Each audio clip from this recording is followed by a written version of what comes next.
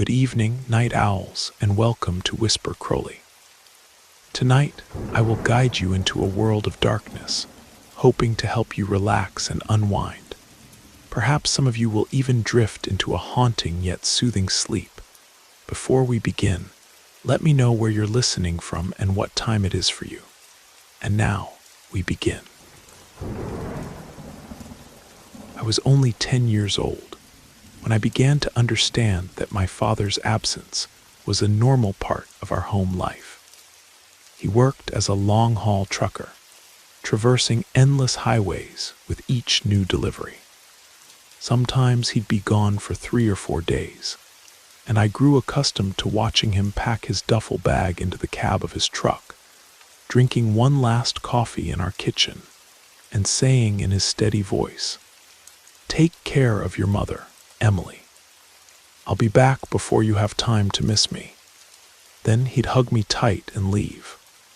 But the missing would start within hours, and I'd compensate by playing with our old golden retriever in the backyard, or helping my mother, Sandra, with small chores. She was a librarian at our local branch in rural Vermont, a woman of gentle habits who preferred to solve everything through conversation.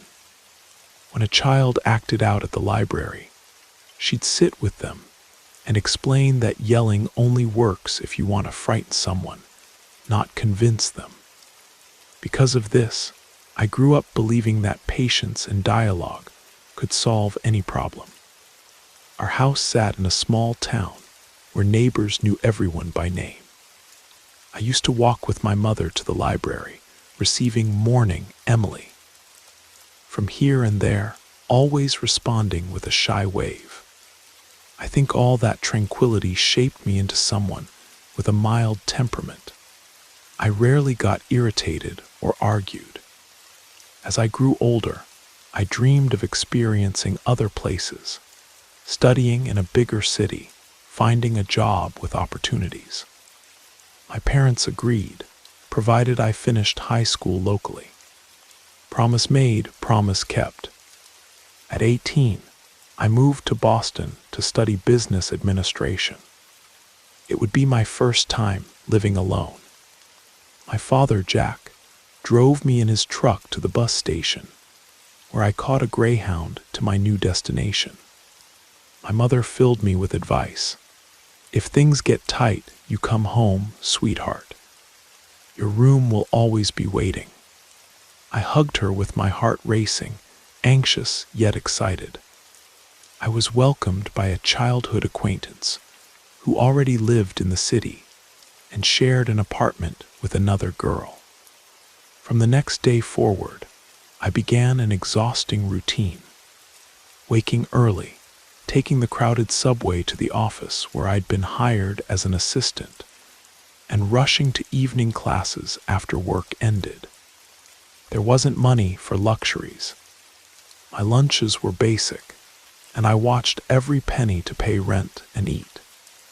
Despite the fatigue, I nurtured the dream of achieving something better eventually. I rarely went out for fun, but when an opportunity arose, I tried to enjoy it. It was during one of these rare invitations that I met Nathan. My coworker Heather decided to organize a Saturday barbecue. I hesitated since I usually preferred staying home to rest, but she insisted it would be a good chance to connect with others from our department. On the appointed day, I left the office and caught a ride with Heather to her place. About 10 people were there, half of whom I didn't know. They served simple appetizers, sodas, and some were preparing the grill. Conversation flowed easily, while I sat near the window, feeling somewhat out of place. At some point, Nathan arrived. He appeared to be a few years older than me, had an easy smile, greeted everyone, and introduced himself naturally. "You're Emily, right? Heather mentioned you work at the same office," he said. I nodded shyly and invited him to sit. We started talking.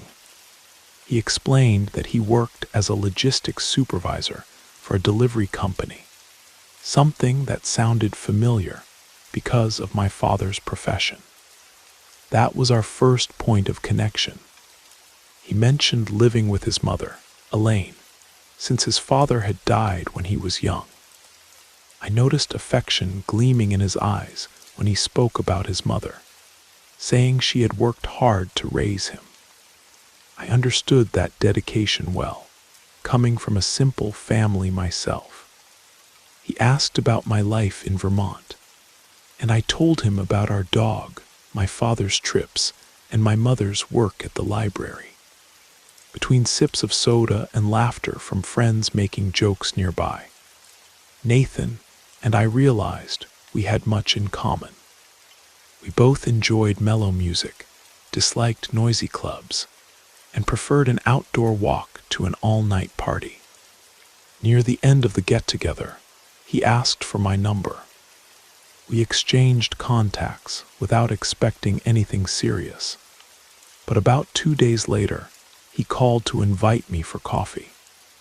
I accepted eagerly. From there, we began a series of meetings that seemed increasingly special. We went to the park, watched a comedy film, and started dating soon after. Nathan was attentive in ways I had never experienced before. He'd call at night to ask if I had gotten home safely, text me during lunch breaks, and occasionally appear at my building with some treat he thought I might enjoy.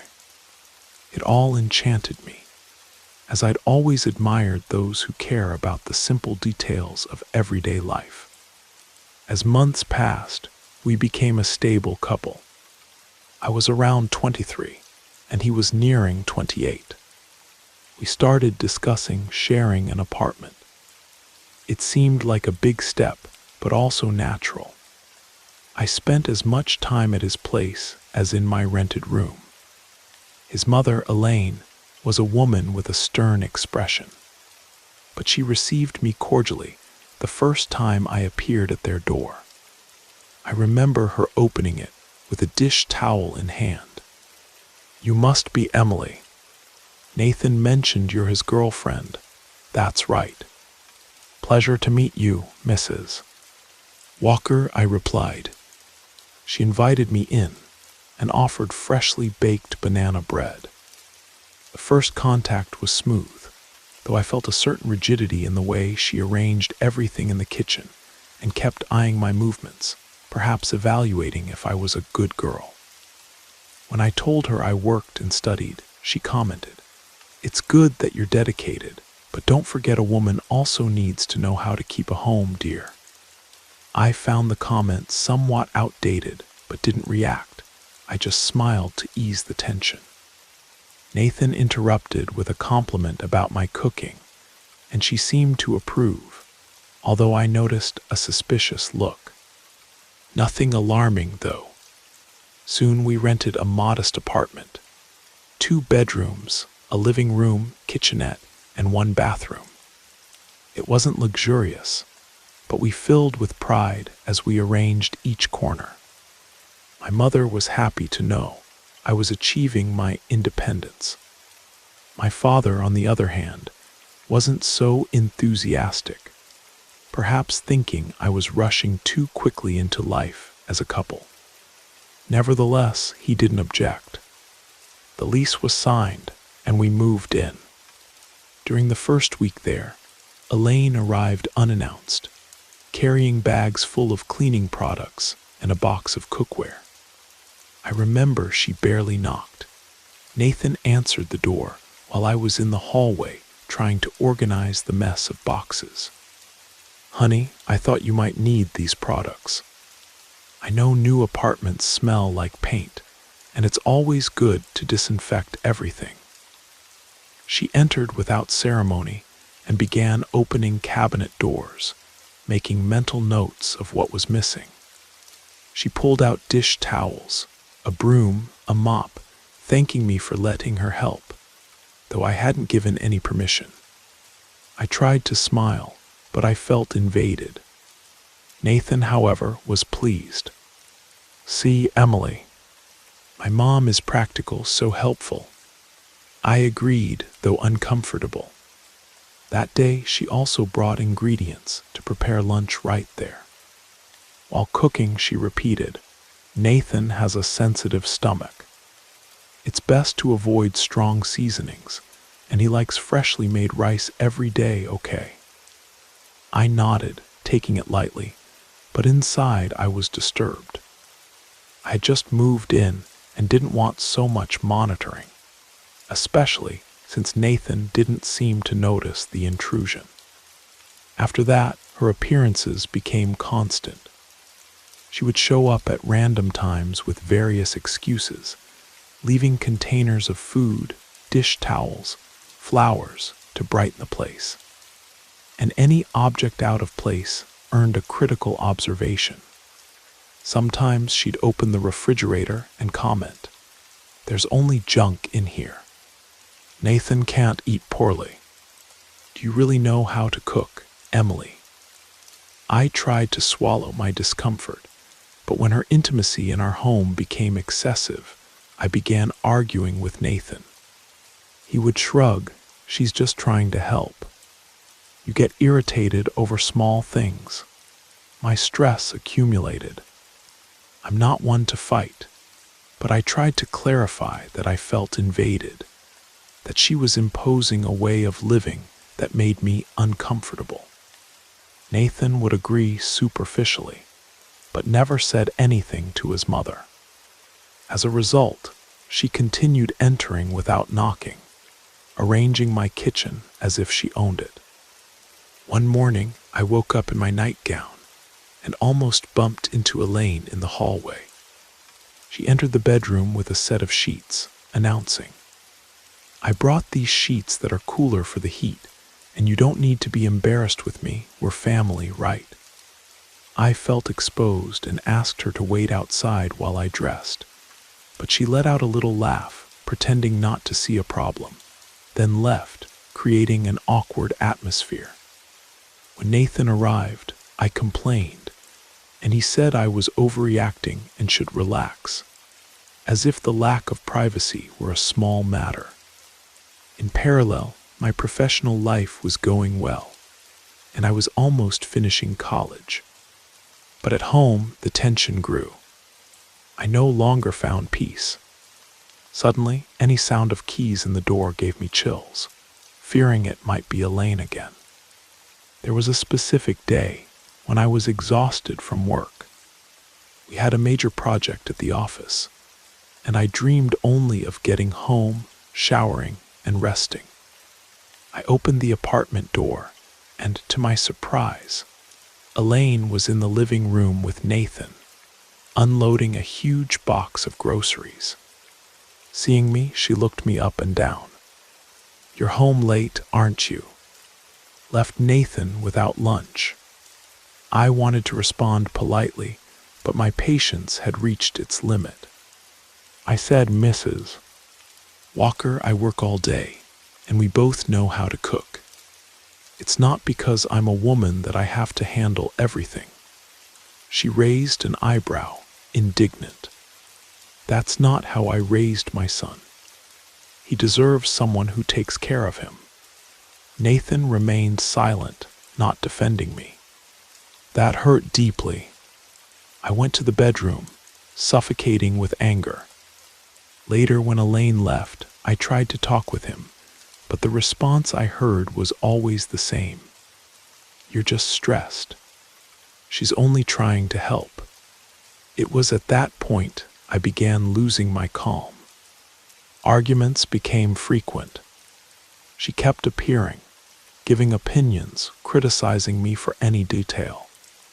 Nathan not only failed to support me, but also adopted the discourse that I didn't understand a mother's love.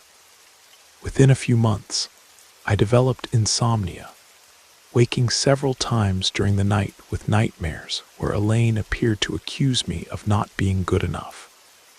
This reflected in my physical health, nausea, headaches, dizziness. One Sunday, I nearly fainted in the kitchen.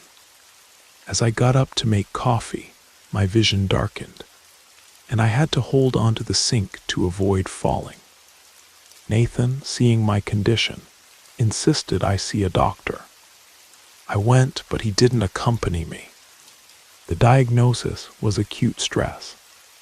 I received instructions to rest for a few days, something I couldn't do because Elaine called constantly and appeared without warning. After the appointment, I tried calling my mother. Anxious, she wanted to come get me immediately. The next day, she took a bus and arrived at our apartment, finding me curled up on the sofa, pale and trembling. Without thinking twice, she helped me pack, saying she would take me back to their house in Vermont, at least for a while. Nathan wasn't around at that moment. He'd gone out to resolve something at work. I left a note saying I needed a rest and that he could call me. Returning to the small town was a mix of relief and strangeness. Relief because my mother and father received me with open arms. Strangeness because I felt ashamed for failing. During the first nights, I had intense nightmares, waking up screaming with the image of Elaine staring at me, saying terrible things. My mother, Sandra, noticed my cold sweat and asked me to tell her everything. I spoke about the humiliations, privacy invasions, and Nathan's omission. She was so indignant she had to take deep breaths several times to not burst into tears.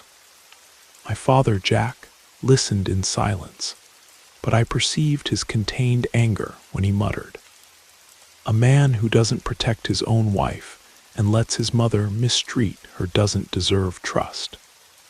I spent several days not answering Nathan's calls, though he tried contacting me constantly. I only picked up the phone when I felt a bit better. He called asking if I would return, or if our relationship had ended. I explained I was sick, that I needed time, and he retorted that I was exaggerating, putting on an act to back him into a corner. That irritated me so much that I hung up. I spent the rest of the afternoon on the porch swing, slowly rocking, trying to control my tears. I had experienced beautiful moments with Nathan, but now this cruel side emerged, unable to see my suffering. My mother turned to a neighbor, Mrs. Johnson, known for her prayers and herbal remedies. I was never very connected to this kind of thing, but I was so desperate that I accepted. One afternoon, Mrs. Johnson arrived with a bundle of herbs and a glass of water. She prayed softly, making the sign of the cross around me and murmuring prayers.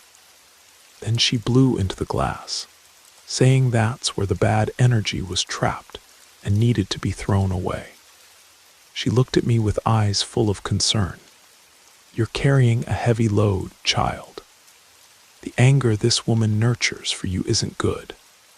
I swallowed hard hearing the word anger.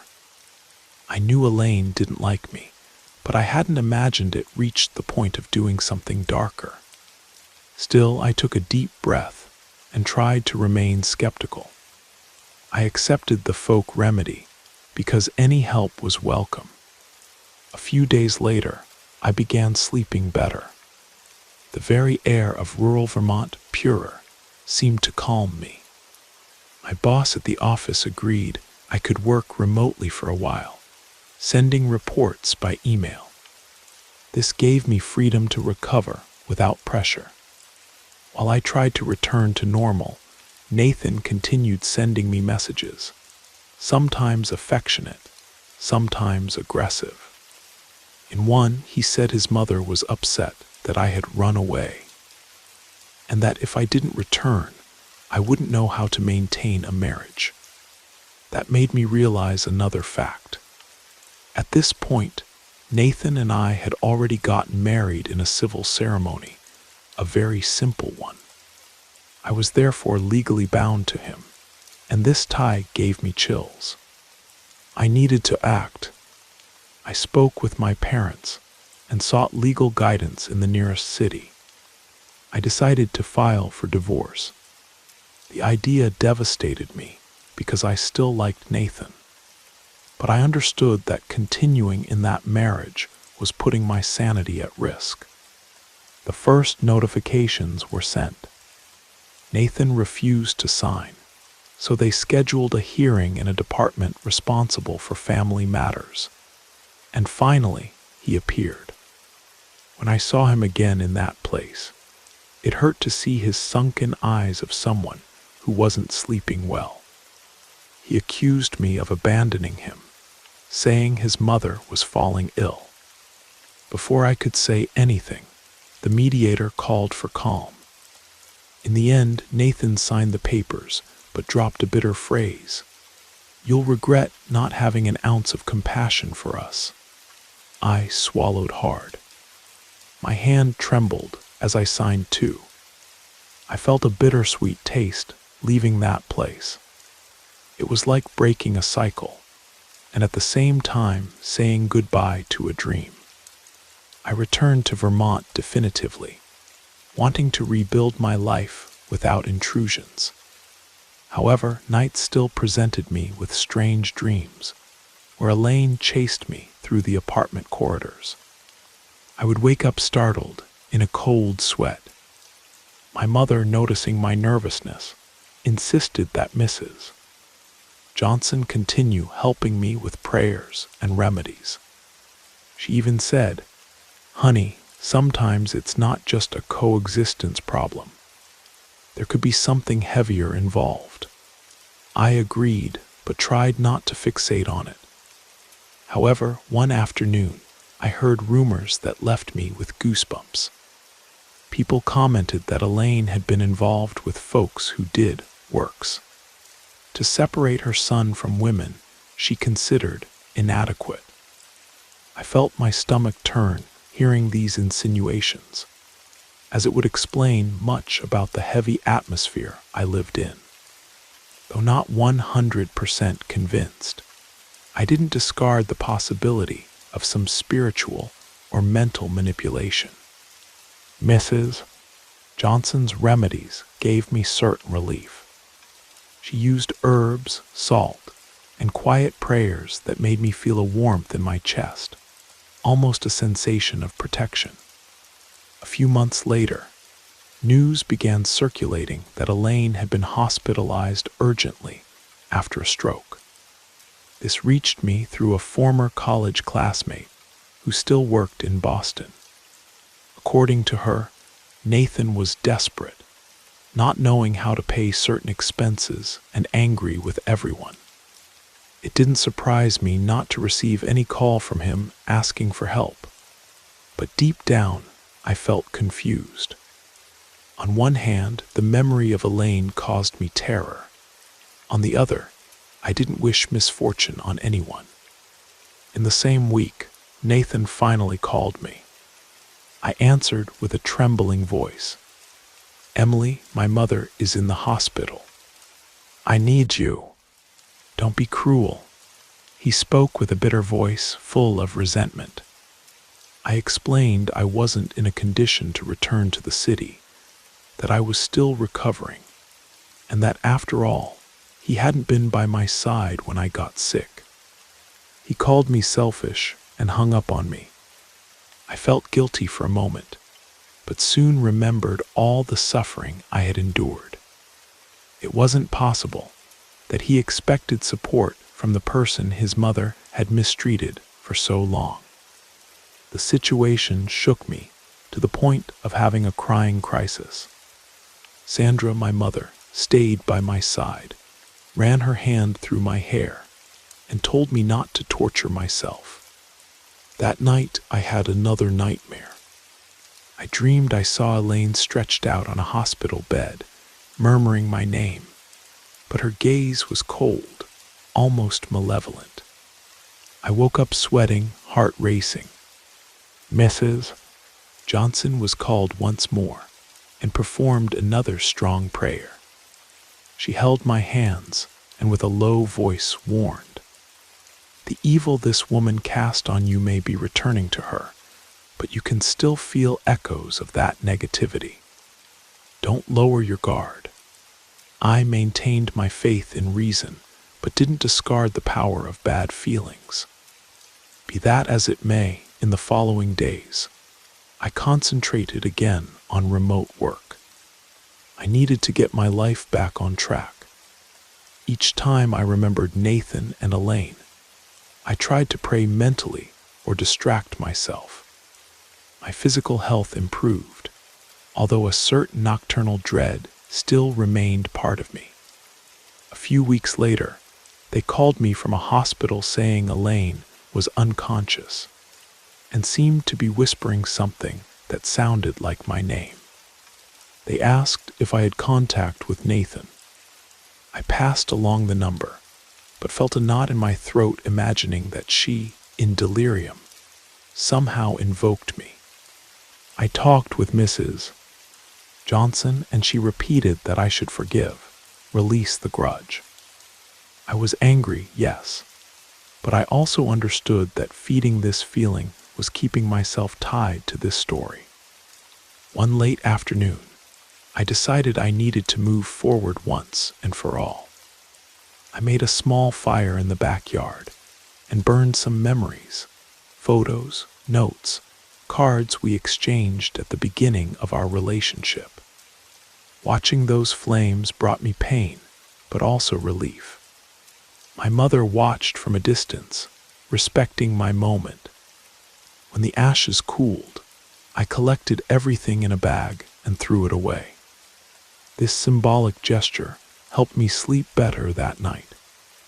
I was close to regaining some emotional stability when I received a phone call from an acquaintance in Boston. She told me Elaine had died. Nathan hadn't been seen at the hospital in the last hours, and nobody knew where he was.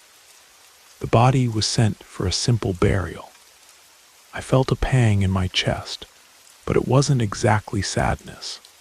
It was a sensation that a malignant cycle was ending. I lay in bed staring at the ceiling, pondering how something that began so joyfully had transformed into tragedy. From then on, Nathan never contacted me again. I heard through rumors that he disappeared, perhaps to live with a distant relative. I wasn't interested in confirming. I just wanted peace, away from all that influence. I continued in Vermont, working remotely and supporting my parents. Slowly, I began to smile again, to eat without feeling that knot of anxiety in my stomach. Occasionally, I had flashes of memory, Elaine's gaze, the unexpected visits, the harsh words. But these thoughts began losing strength. During this period, I began helping my mother at the library, not as a librarian since I still didn't have the proper training, but as a volunteer in the improvised children's section, reading stories to little ones.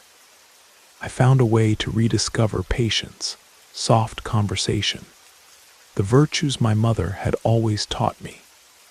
My father, when returning from his trips, would find me more peaceful. He offered me coffee in the late afternoon, and we would watch the sun disappear behind the trees. We hardly talked about the past, but there was mutual understanding. Months passed, and I rediscovered in remote work a source of tranquility.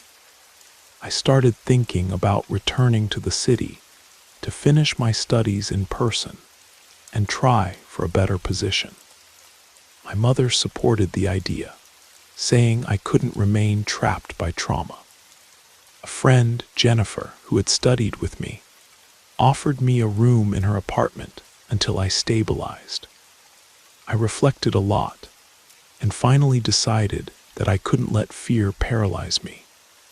I took a deep breath, packed my bags, said goodbye to my parents, and boarded a bus on a Monday morning.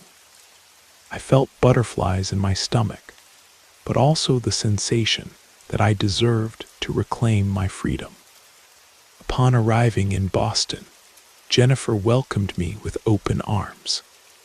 Her apartment was organized, with 2 large windows that let the sun in. I got a room that overlooked a yard full of plants. The next day, I went to some interviews and got a job at a smaller office, but with a welcoming environment. I was afraid of encountering some reminder of my old home with Nathan, but fortunately, I didn't need to pass near that neighborhood. Still, sometimes I got the sensation of being watched while walking down the street. I would look over my shoulder to ensure I wasn't being followed. Perhaps it was just the fruit of past traumas. One night I had a nightmare where I appeared before an old door, and upon opening it, I saw Elaine sitting in the living room, staring at me without blinking. I woke up sweating, but I noticed my chest wasn't as tight as before. It was a scare, but anxiety didn't completely dominate me. Jennifer brought me water and calmed me down. I told her that previously I would have stayed awake until dawn, but now I felt I could breathe better, that I had the strength to accept it was just a dream or a remnant of the past. I dozed off again, and at dawn I went to work normally. From then on, I adapted to the new job. Colleagues were receptive, and the boss showed understanding with my schedule, since I was also finishing my final courses at college. Sometimes, when going out for lunch, I remembered the first outings with Nathan and felt a twinge of nostalgia. But I quickly replaced it with the certainty that there was no going back. I couldn't give up my mental health. Mrs. Johnson, always concerned, called me from time to time, saying she was praying for my protection. I thanked her and moved forward. When I completed a month in the new routine, Jennifer and I celebrated with pizza. It was the first time in ages I allowed myself to smile openly without thinking about when Elaine would appear, what Nathan would complain about, or if I would have a nightmare when lying down. That night I faced the darkness of the room with firm thought, enough living in the past. A few days later, I received a message from an unknown number. It was Nathan asking if I had a minute to talk. I delayed responding, thought about blocking him, but out of curiosity, I opened the message. He said he wanted to apologize and explain that the stress with his mother's health had destabilized him. I was moved but didn't want to prolong it. I sent something short. I don't see any more meaning in us talking. I wish you well, he didn't insist. After a few minutes, the profile picture disappeared, and I imagined he had blocked me or been offended. I felt a strange relief, as if a door closed forever. The following month, with more emotional security, I decided to rent my own apartment. It was small but cozy. One night, I sat on the empty floor of the living room and noticed that the silence didn't scare me. On the contrary, it invited reflection.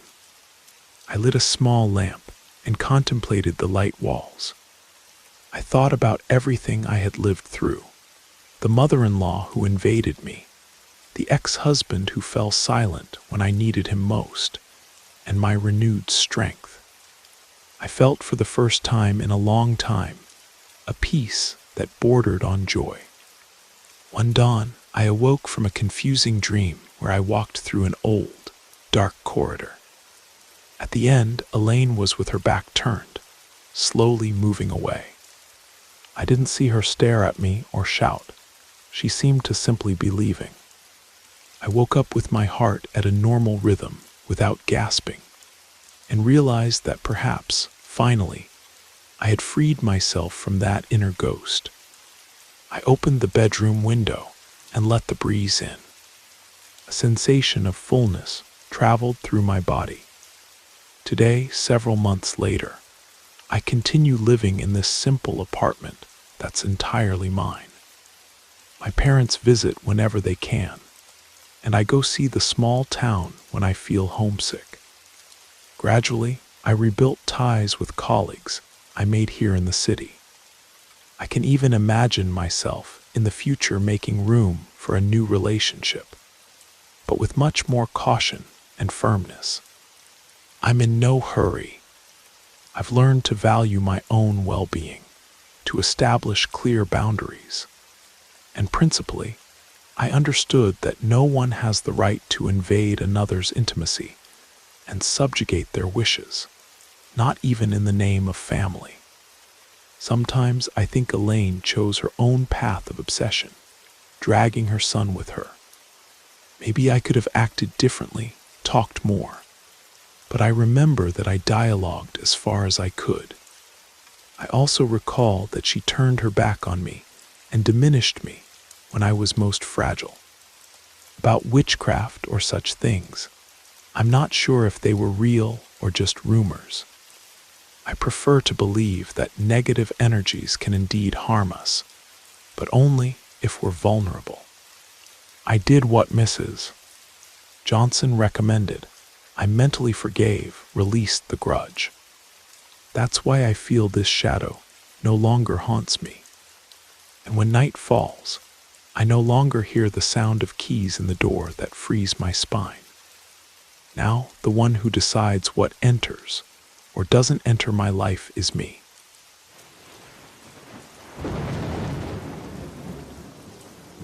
I hope you enjoyed the first story. If you did, don't forget to leave a like.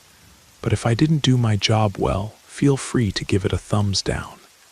Either way, drop a comment and let us know where you're listening from and what time it is for you. Now, let's continue. A few years ago, I experienced something that still leaves me without a definitive answer. Every time I try to explain it to people, they get the impression that it was just a prolonged nightmare or the result of grief from losing someone close. But each detail remains vivid in my memory, like a scar that doesn't fade away. I'll tell it as I felt it, not knowing for certain whether everything was real or if my mind created traps for me. When I turned 16, my grandfather gave me a special gift, a small silver chain with a medallion. The medallion bore the image of a saint, and my grandfather said it would protect me in moments of fear or loneliness. I remember him saying, "Wear this medallion when you're afraid or feeling alone. That way you'll always remember me." That day, I was very happy. The ceremony was simple, but my grandfather hugged me for a long time and told me how proud he was of me. From childhood, I saw him as a pillar of faith in the family. He wasn't a man who went out much, but he prayed every day, and I believed his silent prayers had the power to calm anyone around him. However, a few days after receiving the medallion, I noticed that my neck became irritated every time I wore it, an itching accompanied by a strange burning sensation, almost like a small electric shock. I told my mother about it, and she thought I was allergic to silver. "Better stop wearing it, son. It's not good for your body." I insisted on wearing the medallion on certain occasions, believing my body would get used to it, but the reaction only got worse. Little time would pass, and I'd already feel trembling that made no sense even on warm days. I stopped insisting and hid the chain in a music box I had since childhood.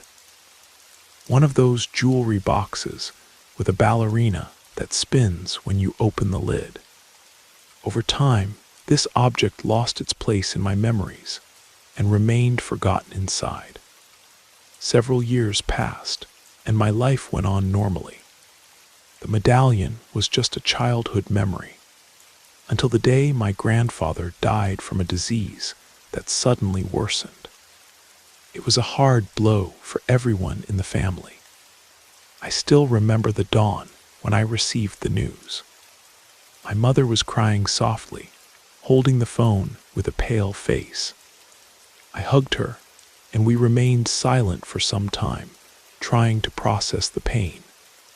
My grandfather's body was taken to a nearby funeral home. The family gathered for the wake, cousins, aunts, uncles, and friends. The atmosphere was deeply sad.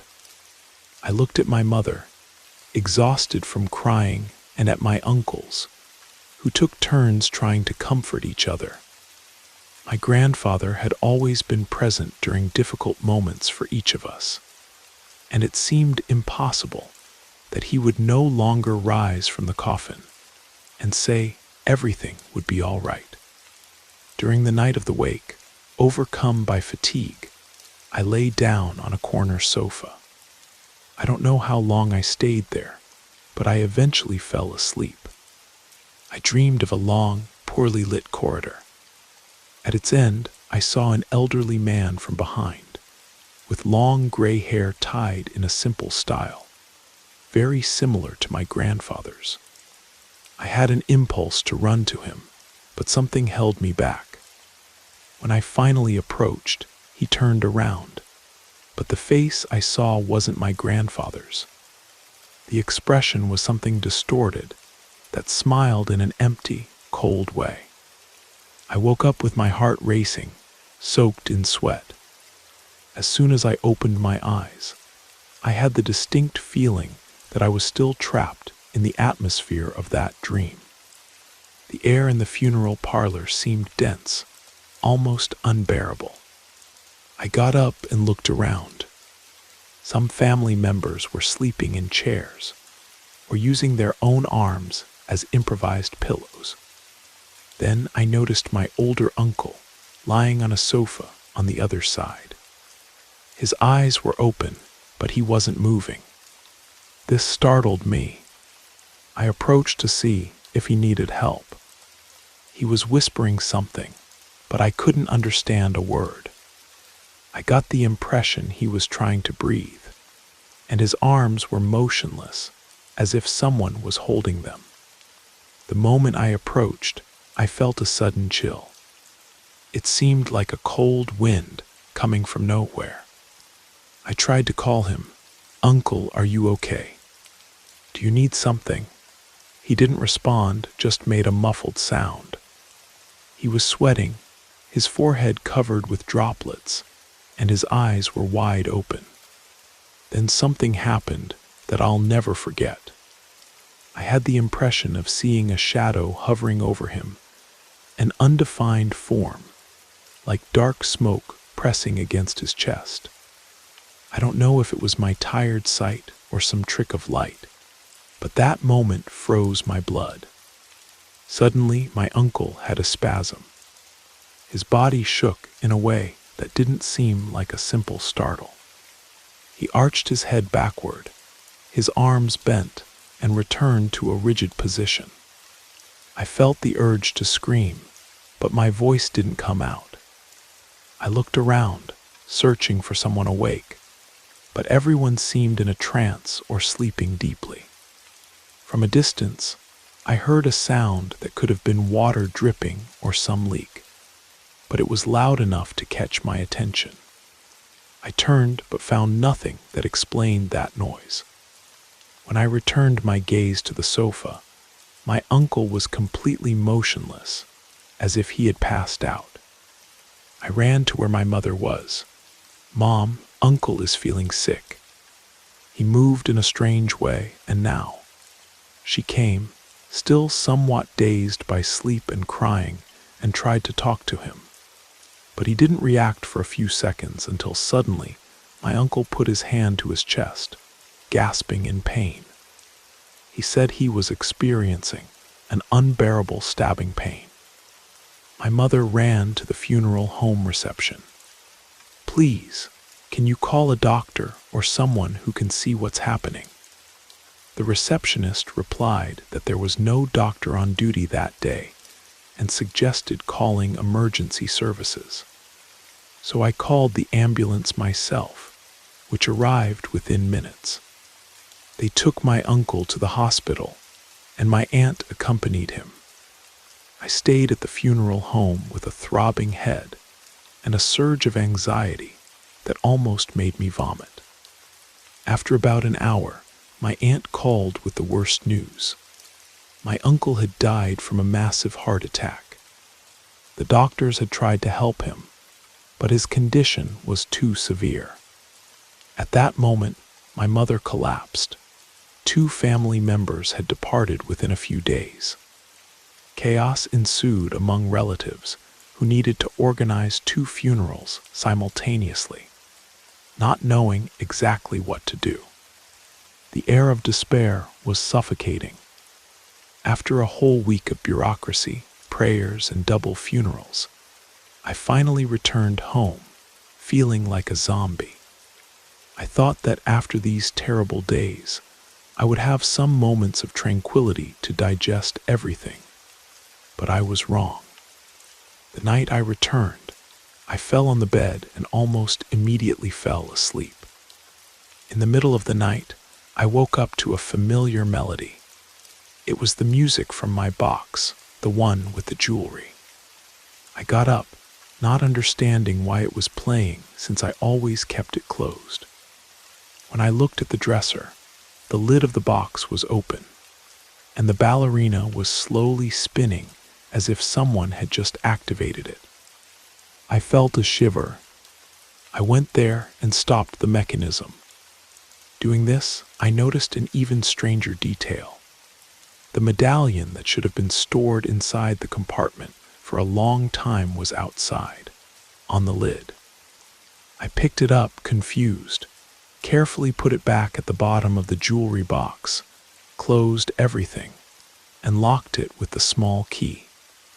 I returned to bed, convinced that perhaps my mother had rummaged through my things when organizing the room. But I didn't ask anything at that moment. The next morning, I woke up with an uncomfortable feeling in my chest.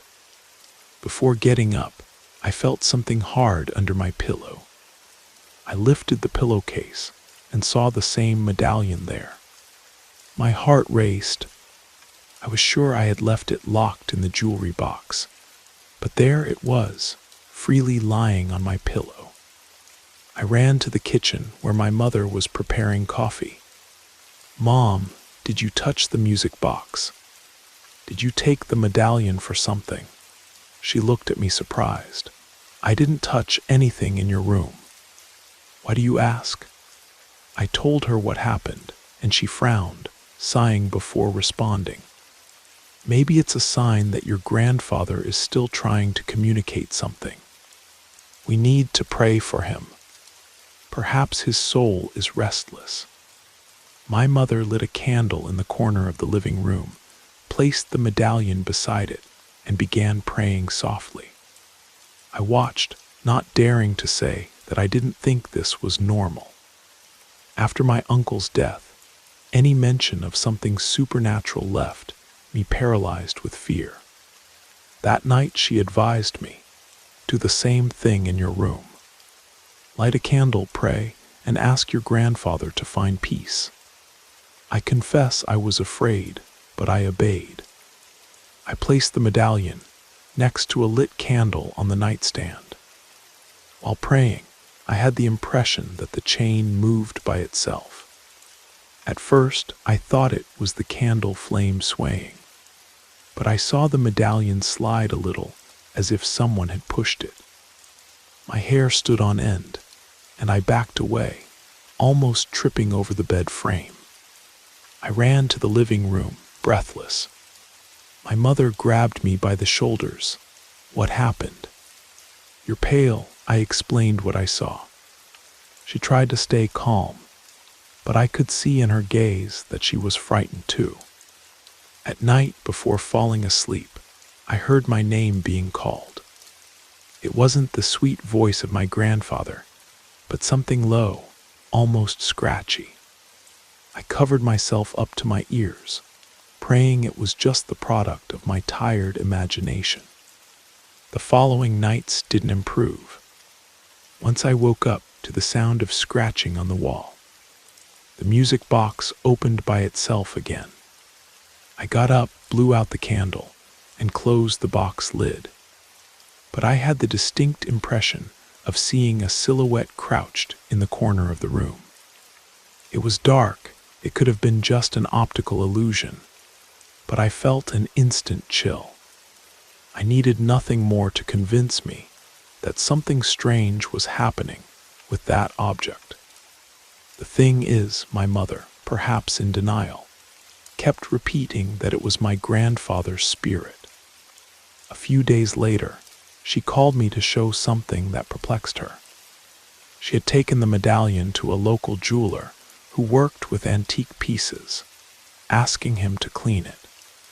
He returned it, saying the metal was burned from the inside, as if it had been heated to very high temperatures, which made no sense since the medallion was stored in the music box. When I took the object in my hands, I smelled a strange odor similar to sulfur. I quickly returned it, feeling nauseated. That's when my mother decided to seek help from a woman who lived in a remote place and dealt with spiritual matters. She said this woman had already solved many problems with negative energies for acquaintances. She and I went to this woman's house, a simple place filled with religious images. The entrance smelled of incense. As soon as my mother took the medallion out of her purse, the woman frowned, saying, "I sense a strong presence here. This is not just the spirit of a deceased person. I feel something more disturbing, as if this medallion had been used for dark purposes." My mother was stunned. She tried to argue that the medallion was blessed by my grandfather's faith, but the woman cut the conversation short. "Someone worked on this to attract an evil force. It definitely wasn't your father, but this chain has turned into a magnet for something that doesn't belong to this world." I froze inside. She recommended we seek someone more experienced in dealing with this type of witchcraft, as the situation seemed serious. Then she pointed to a man who lived in a remote village, known for undoing curses. The next day we woke up early and traveled there. It was a simple area, with rustic brick houses and chickens in the yard. The man received us in a small room where I smelled dried herbs hanging from the ceiling. He asked us to tell everything without omitting anything. We told about the 2 deaths in the family, the wake, the apparitions, and the strange smell of the medallion. He paused, closed his eyes, and held the medallion between his fingers. He asked if my grandfather had enemies, or if we suspected anyone. My mother and I looked at each other, confused. Sometimes people harbor envy, grudges, and resort to dark practices. If this medallion belonged to the deceased, it could have been cursed as a way to hurt him, he said firmly. Then he used a deck of cards, which, according to him, would show the source of this negativity. The cards came out all mixed up, but the man seemed to know how to interpret them. His expression became heavier with each card turned. "The problem didn't die with your grandfather," he explained. "He might have been the initial target, but now this force spreads among you who used or kept the objects he gifted." My mother was silent, with a trembling hand asked what we should do to solve it. The man replied that we would need to bury the medallion in a remote place after a purification ritual performed by the whole family. However, first, we should take the medallion to a priest for an exorcism prayer, as the object was, according to him, contaminated by a very heavy energy. We returned and notified the relatives. Some didn't believe much, thought it was our exaggeration, but others admitted they were also having nightmares and strange coincidences at home. My aunt, who lived far away, called crying, saying that her daughter had suddenly fallen ill with fevers without diagnosis. Quickly, everyone concluded that something was wrong. The priest agreed to receive our medallions, as each grandchild had one. He placed them on the altar and began praying. At the exact moment he pronounced the first words of the prayer, I felt an unusual heat in the hand that held my medallion. For a moment I let it go, and when it fell on the altar cloth, I noticed it gradually darkening as if being burned. A bitter smell reminiscent of sulfur spread throughout the chapel. 2 candles went out by themselves. The priest interrupted the prayer and ordered us to take those medallions away. You need to bury this far away. Don't leave it in anyone's house. He blessed us and asked us to pray every day, asking for protection. Following the advice of the man from the village, we scheduled a purification ritual at one of my aunt's houses. We gathered the family, lit candles, sprinkled holy water through the rooms, and recited prayers. The atmosphere became heavy. From time to time, we heard the dogs in the street barking frantically for no apparent reason. It felt as if something was watching us from outside. When it was time to purify my house, my mother and I calmly repeated the steps. We lit candles, prayed, sprinkled holy water in the living room, kitchen, and bedrooms. The light flickered the moment I entered my room, and I felt a shiver. I even heard a low noise, similar to a whisper. It's your imagination, I tried to convince myself. But when I sprinkled holy water in the corners of the room, I had the same impression of a shadow crouched near my bed. My mother continued the prayers, and I froze. The shadow seemed to move suddenly. The only candle we had there suddenly went out. In the total darkness, I felt cold air. I had the impression of a presence approaching, almost like a touch on the back of my neck. My mother relit the candle, and everything disappeared like in the blink of an eye. I was in a cold sweat. After this ritual, we had a few days of respite. No strange noises, no apparitions, but I wasn't at peace. The man from the village had said we would still need to dispose of the medallion definitively. So my mother, 2 uncles, and I set out in a car to a very remote place. We dug a hole and placed all the medallions inside. Before covering it, we sprinkled holy water and prayed. The man had said, "Don't look back when you leave." That's what we did. We left without looking back. That night, I slept better for the first time in many days. I didn't hear anything strange, woke up feeling renewed. But I still wondered if it had all been the result of stress, prolonged fear. However, some physical marks are not easily explained. The back of my neck, for example, still had irritation marks, as if I had touched a metal that causes allergies. Days passed, and the atmosphere at home improved greatly. The music box remained quiet, not opening by itself. I no longer felt presences in my room. My mother returned to her work routine, and I also continued with life. However, sometimes at night, I still hear a creak in the hallway, like light footsteps, and a gust of wind seems to pass through my room without opening any window. Maybe they're just memories that the mind reproduces, or maybe something bigger that I still don't understand. I mentioned this to my mother, and she just made a gesture as if shooing away bad thoughts. "We'll keep praying, son. Whatever it was, it's no longer welcome here."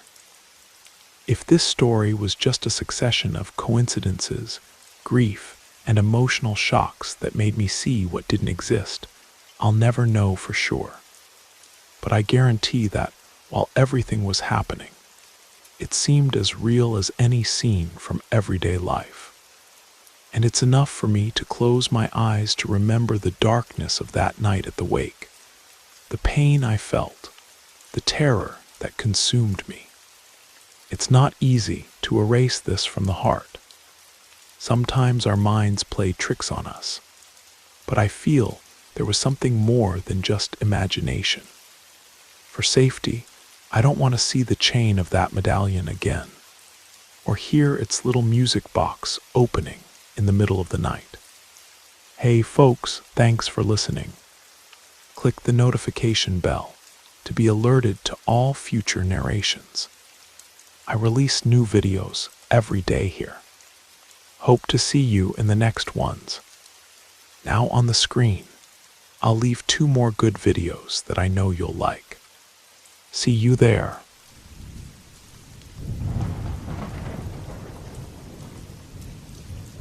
Good evening, welcome back to our show.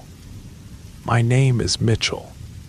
I was born and raised in rural Montana, but I spent a good portion of my life moving from one place to another in search of work. From an early age, I learned how to work with the land and care for plants. My father was responsible for maintaining the gardens at our small family ranch. I spent quite some time away from all that, but at a certain point in my life, I needed to return to my roots. My last job was as a maintenance assistant at a distribution warehouse, but the company went under during the recession of 2008, and I was laid off. That's when I decided to invest in the one thing I knew how to do really well: tend to gardens, prune shrubs, cultivate seedlings, and keep everything looking beautiful. I was approaching 40 when I decided to start over. I didn't have many resources, but I purchased some basic gardening tools, pruning shears, shovels, and an old wheelbarrow. I rented a modest house for myself, my wife Rebecca, and our 2 children, Marcus and Lily. The rent wasn't cheap, but it was manageable since we lived in a working-class neighborhood. I needed to find clients willing to pay for quality work, and fast. That's when I started going door to door in the more affluent neighborhoods, where people typically want well-maintained gardens. My routine was simple. I would wake up around 5 in the morning, load my tools into the old pickup truck I'd borrowed from an uncle and later purchased in installments, and drive through tree-lined streets offering my services. Many ignored me. Some slammed their gates, but I persisted. I needed just one opportunity. One day, as I approached the entrance of an exclusive gated community in the outskirts of Bozeman, the security guard stopped me immediately. He barely asked what I wanted before telling me I couldn't enter without authorization from a resident. I explained that I was a gardener looking for work, but he wouldn't listen. He said something like, "If there's no resident expecting you, you can't enter. Management's orders." The way he looked at me made me uncomfortable, almost humiliated. I considered arguing, but decided to turn around and leave instead. As I walked back to my truck, I noticed a large black SUV stopping beside mine. The driver lowered the window and looked at me curiously. He was a middle-aged man, probably in his late 50s, with well-groomed silver hair and a serious expression. He observed my tools and asked, "Offering gardening services?" I explained that yes, I had worked in large properties where they needed a permanent groundskeeper. He listened examined my truck full of tools, and then asked the security guard to let me through. He told me to follow him to his house, because he had been looking for someone to take care of his enormous yard. This man introduced himself as Mr. Vincent. I followed him through the winding streets of the community until we reached a massive house with a neglected garden full of overgrown vegetation. When I parked my truck, he invited me in and asked what I thought of the place. I left my tools in the bed of the truck and entered. The house was modern with high walls, and the property was truly expansive. Palm trees that seemed to have been planted many years ago, unpruned shrubs, and nearly dead flowers. "Can you fix this?" he asked, pointing to the scene. I confidently replied that I could. I briefly shared my experience, mentioned that I could revive any dried-out flower bed, and could shape the shrubs to maintain an attractive pattern. He nodded and commented that his wife, Mrs. Catherine, loved colorful flowers, but had neither the time nor the patience to tend to the garden. He also mentioned that he had a property outside the city, a ranch, and might need help there as well. I was excited because this could mean steady work. He made me an offer. I would take care of the garden every morning in exchange for a monthly salary. If I could please his wife and she approved of my ideas, we would make it official. The informal contract was simple, but to me, it meant stability. I accepted immediately, and he smiled, satisfied. I started the next day. The first few weeks were intense because the soil was depleted. The plants were infested with pests, and I had to clean the entire property. I needed to wake up before 5, prepare the kids for school with Rebecca, and quickly head to the community, since the security guard remained suspicious and insisted on searching my truck every time I entered. Despite this detail, I felt grateful for the opportunity. Mrs. Catherine would appear occasionally and ask me to plant roses of various colors because she wanted a cheerful environment. She also mentioned that their daughter, Victoria, would soon return from an extended trip abroad and loved wildflowers, especially sunflowers. This reminded me that the nursery where I bought seedlings had new sunflowers ready to be planted. I made a note of the suggestion and planned to bring some seedlings from there.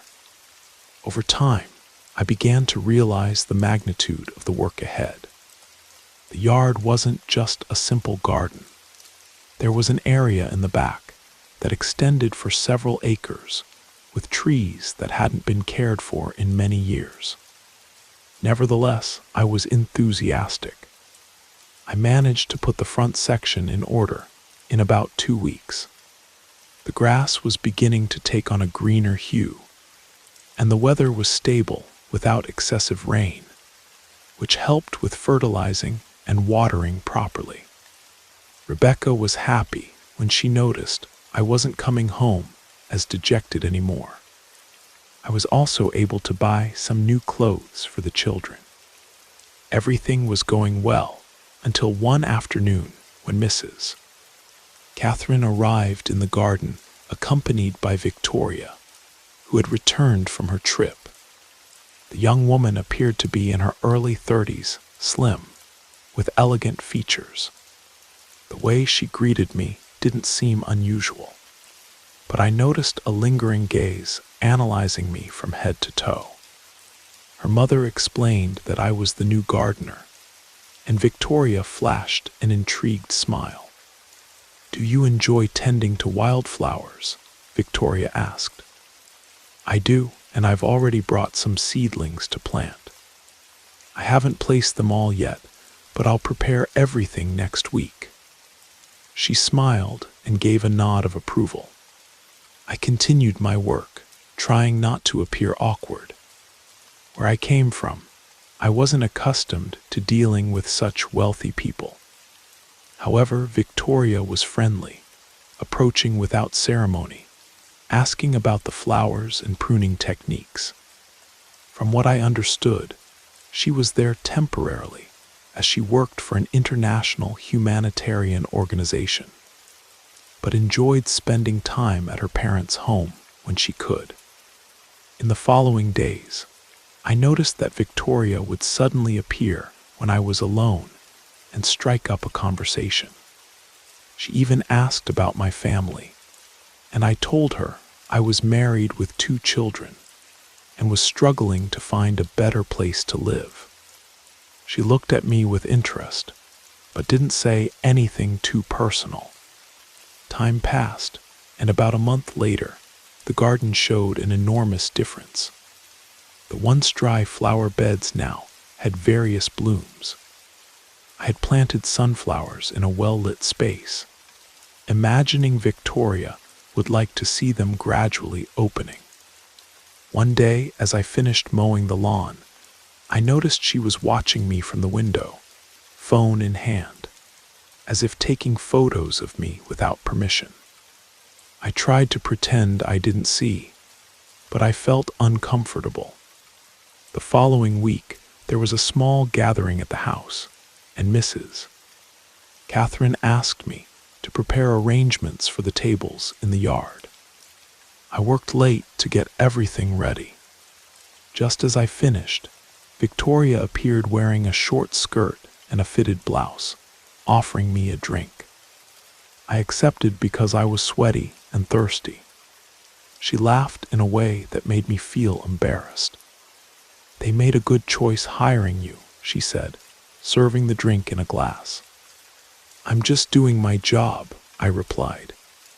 She couldn't take her eyes off me, which made me even more uncomfortable. I had the impression the young woman was flirting, but I ignored it. I'm a family man. I never wanted any kind of involvement outside my marriage. I returned home late that night. Rebecca asked why I had taken so long, and I explained that I needed to set up a last-minute decoration. She didn't complain, but I could see she was a bit suspicious. As the days passed, Victoria became increasingly bold, walking close to me in clothes that accentuated her figure, giving prolonged looks, asking if I didn't get tired of so much physical labor. I would change the subject, trying to stay focused, but I confess that something in me began to waver. It was as if her presence left me hypnotized, and to make matters worse, she seemed to enjoy leaving me speechless. One time, I arrived at the house on a Saturday to tend to some arrangements requested by Mrs. Catherine, but I found neither her nor Mr. Vincent, only Victoria, and a housekeeper in the kitchen. The young woman led me to the back where I kept my tools and began running her hands over the plants, commenting that they looked very beautiful. When I turned to grab a pair of pruning shears, she approached without me noticing and whispered, "I like watching you work, Mitchell." I swallowed hard. The way she pronounced my name gave me chills. I asked to be excused and tried to leave, but she held my arm. Then she touched my face, and before I could properly react, she kissed me. It was quick but intense. My first impulse was to back away, but my legs faltered. What I felt was a mixture of shock and guilt. I thought it best to leave, but at the same time, something kept me there. She whispered that she wouldn't tell anyone, that it was just a game. I was weak, I didn't resist. And so began a situation I never imagined I would experience. In the days that followed, whenever she had the chance, Victoria would appear near me, look at me in that suggestive way, sometimes even pressing her body against mine. Soon enough, we ended up in a secluded corner of the garden, exchanging caresses and hidden kisses. I hated what I was doing, but I seemed possessed by a sickly attraction, something that went beyond simple desire. It was as if I couldn't stop. At home, Rebecca noticed I was distracted, distant from the children. I would get impatient over anything and argue over trifles. She even asked, "You seem different. Is everything okay at work?" I would respond rudely, saying I was tired. The arguments began to intensify. I started coming home later, claiming extra work, when in fact I was prolonging my presence at Mr. Vincent's house, waiting for an opportunity to find Victoria alone.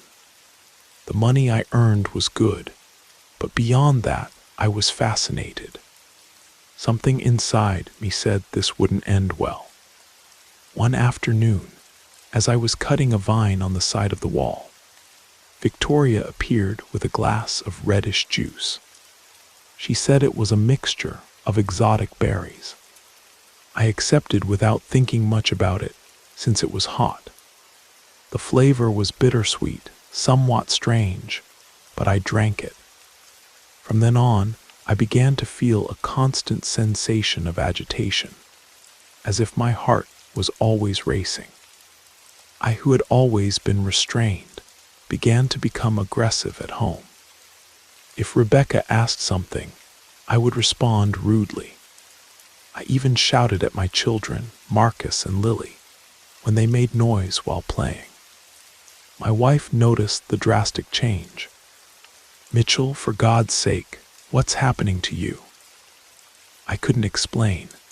I just felt a wild desire to return to work, almost as if Victoria was mentally calling me. I tried to control this obsession, but I couldn't. I began to suffer from insomnia, waking up sweating every time I thought of Victoria. My chest would tighten in a mix of guilt and excitement. If I tried to stay away, I felt anxious and would rush to the family's house, claiming I had more things to do in the yard. That's when Mrs.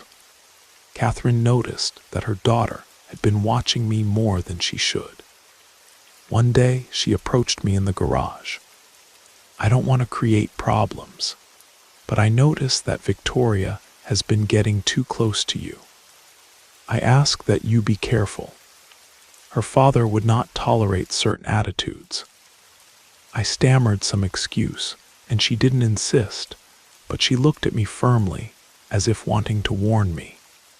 I didn't have the courage to tell her that I was already involved up to my neck. By this point, I felt like I was in an ever-deepening hole. At home, Rebecca was already sleeping turned to the opposite side, tears held back in her eyes. My children were beginning to fear me. Around this time, I noticed that Victoria had started giving unusual gifts for the children: shoes, clothes. She would say, "It's from my father, don't worry." Only later did I discover that Mrs. Catherine knew nothing about these purchases, and when Victoria asked me what size my wife wore, I sensed something strange in her expression. She showed an almost unhealthy interest in my family, as if she wanted to interfere in every aspect of my life. One night, after a terrible fight, I ended up cursing at Rebecca and moving toward her aggressively. I stopped midway, shocked at myself. My children were crying, begging me to calm down. I regretted it instantly, but the anger dominated me. I slept poorly, dreaming of Victoria whispering my name and laughing, as if reveling in my mental confusion. The next day, I arrived at the house to work and found Mrs. Catherine waiting for me. She was direct. "I'm going to ask you to stay away from Victoria for a while. She's traveling tomorrow, and I don't want you around while she's packing her things." I nodded, feeling a mixture of relief and dread. I really needed to get my head straight. Indeed, Victoria distanced herself for a few days, claiming she was visiting friends. During this interval, I stopped receiving her juices and food. Gradually, I began to feel calmer. I returned to giving attention to my wife and children. I thought the torment was behind me. However, something still pulled me to the house, and I couldn't refuse work when Mrs. Catherine and Mr. Vincent asked. A few weeks later, Victoria returned. She was discreet at first, but soon she sought me out again. One afternoon, she waited for me in the service area, and without saying anything, kissed me voraciously. I tried to resist, but the same weakness overcame me. We ended up in a hidden corner of the garden, acting like two reckless teenagers. As much as I knew the magnitude of the error, I couldn't break the cycle, and everything got worse. Around this time, the wife of an acquaintance suggested I speak with a local healer called Mrs. Alina, as my behavioral change was suspicious. Rebecca, desperate, mentioned the same thing. Sometimes it seems like there's some kind of spell on you. My grandmother used to say that some people do binding rituals with blood and food. Initially, I thought it was nonsense, but remembering the reddish juices Victoria offered me, I began to feel a shiver. It was a coincidence. I didn't believe in these things, but the facts fit together in a strange way. Shortly after, something happened that shook me to my core. I was digging in an area of the side flower bed, where I planned to plant some hibiscus seedlings, when the shovel hit something soft. I continued digging until I found an old cloth wrapped around something. I pulled out the package and almost dropped it on the ground when I saw it contained a wax doll crudely molded, but with features that resembled a face. With it was a piece of dirty men's shirt that I recognized as mine, a shirt I swore I had lost a few weeks earlier. The sensation was one of pure panic. My heartbeat raced. I stuffed the package in a plastic bag, and at the end of the day, I left quickly. I told Mrs. Catherine I needed to buy fertilizer and went straight to Mrs. Alina's house, following the address my acquaintance had given me. Upon arrival, I knocked at the front of the simple gate, and an elderly woman with graying hair received me with a serious look. I told her about what I had found, showing her the object. She examined the shirt and the wax doll, muttering low prayers asking for calm. "This here is a binding work. Someone wants to bind you and separate you from your family so that you become obsessed with that person," she said gravely. She asked if I had received suspicious food or drinks. I told her about the juices Victoria offered me, and Mrs.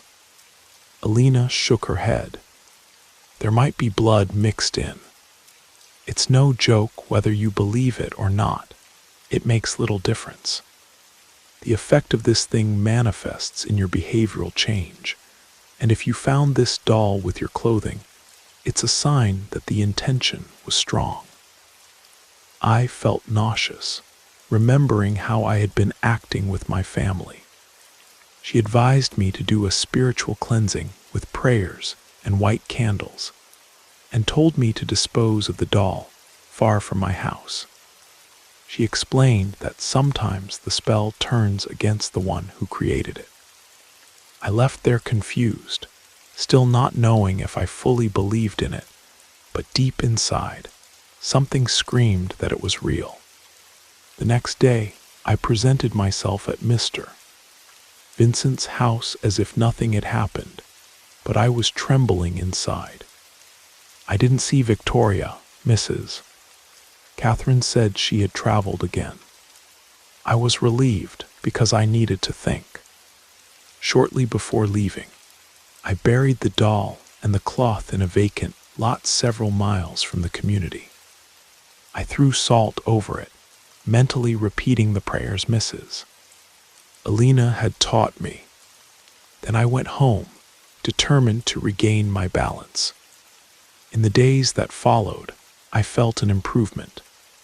I became more patient with Rebecca and my children, and I even slept with fewer nightmares. But suddenly, something strange happened. Mrs. Catherine began arriving with a face swollen from crying, and Mr. Vincent always had a closed expression. It seemed that Victoria wasn't answering their calls, and as far as I understood, had disappeared without giving any news. They even mentioned kidnapping or running away. The family was in despair. I was stunned because the first thing that came to mind was the conversation with Mrs. Alina. Could the spell be turning against Victoria? I tried to push the thought away, but I couldn't. Meanwhile, Mrs. Catherine asked me to maintain the garden because they didn't want to leave the place abandoned.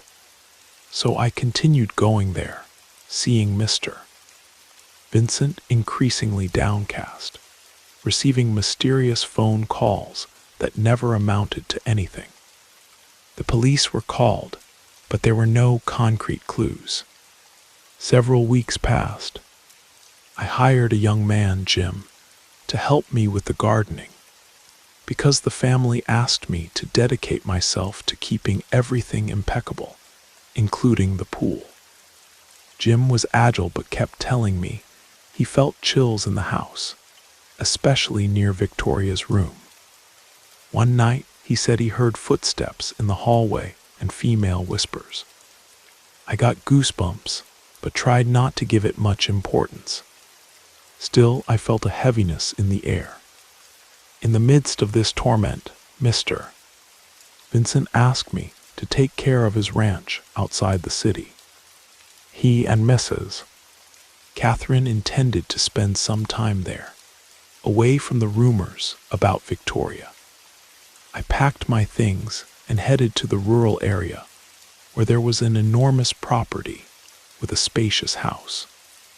The nature there was exuberant, with many native trees, but also with neglected parts. He offered me a better salary, and I accepted. I needed to support my family. Rebecca and my children agreed to move with me, as I imagined it would be a more peaceful place. For a few weeks, things were actually peaceful.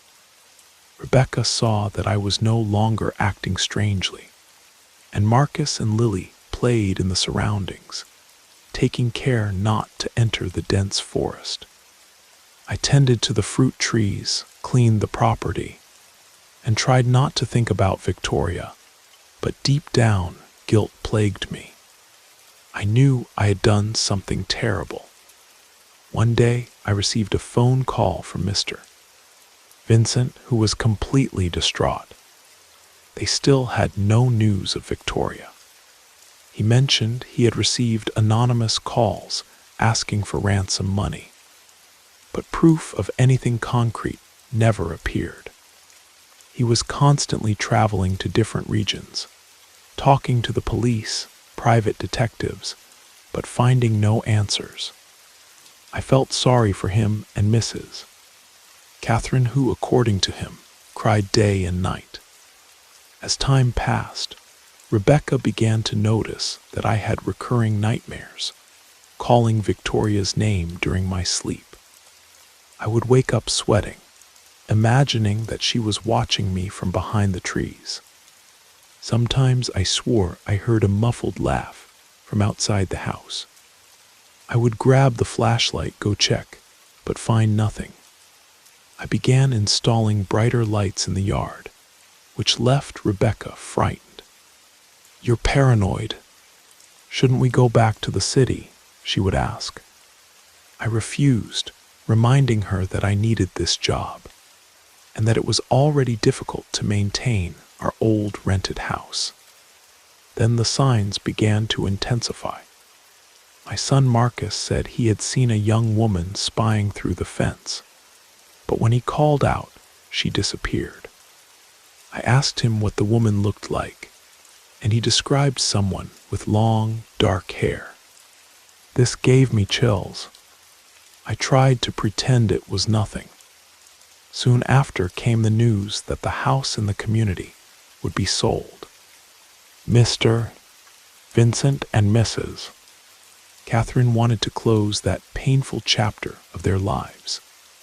They would sell everything and keep only the ranch if they wanted, or buy a smaller property. I began to think that soon I would be out of work too, but fate seemed to have other plans. Months passed without news about Victoria. Her case was practically archived. The police couldn't find any evidence. Some people speculated that she might have decided to disappear on her own. Others said she might have been a victim of a crime. I silently kept the idea that perhaps she was paying the price of a cursed spell. One night, returning from the shed where I kept the tools, I saw a female silhouette near some banana trees. I grabbed the flashlight, and when I illuminated the spot, there was no one there. Still, I found clear footprints in the soft earth. I felt a chill and a knot in my throat. Rebecca and the children went inside the house, locking windows and doors. That night, I couldn't sleep at all. The next day, something even more disturbing happened. I was cleaning a flower bed near the gate and found a wilted sunflower branch thrown in the middle of the grass. That didn't grow there. I hadn't planted sunflowers. I remembered that Victoria adored those flowers. My blood froze. I took that dead sunflower and burned it in the back, looking around to see if anyone was lurking. I saw nothing but the wind shaking the leaves. Several weeks passed without major incidents, until a pair of men appeared at the ranch with a neutral-colored car. They said they were private investigators hired by a relative of a friend of Victoria's. They wanted to know if there was any clue linking her disappearance to the property. I explained that I knew nothing. They asked if I knew the young woman, and I replied that I did, but only as the daughter of my former employers. Then they said goodbye, leaving a contact card in case I remembered anything relevant. After that, I began to have the constant sensation of being watched. On certain nights, I would hear the howling of dogs from the neighboring farm, as if reacting to a strange presence. One night, I woke up to a noise in the living room. I ran there and found the window open. I was sure I had locked it before going to bed. No object had been taken, but the upholstery of the armchair was torn, as if someone had raked their nails across it. Telling Rebecca about this would only frighten her more, so I just locked everything again and stayed awake until dawn. The situation became unsustainable. My children no longer wanted to stay at the ranch. They complained of nightmares and noises on the roof. Rebecca pressured me to leave. I argued that I needed the job, but she cried, saying she couldn't bear to live in that climate of fear. It was then that I received an unexpected phone call late at night. A female voice, almost unrecognizable, whispered, "You're still mine." I was so frightened that I hung up immediately.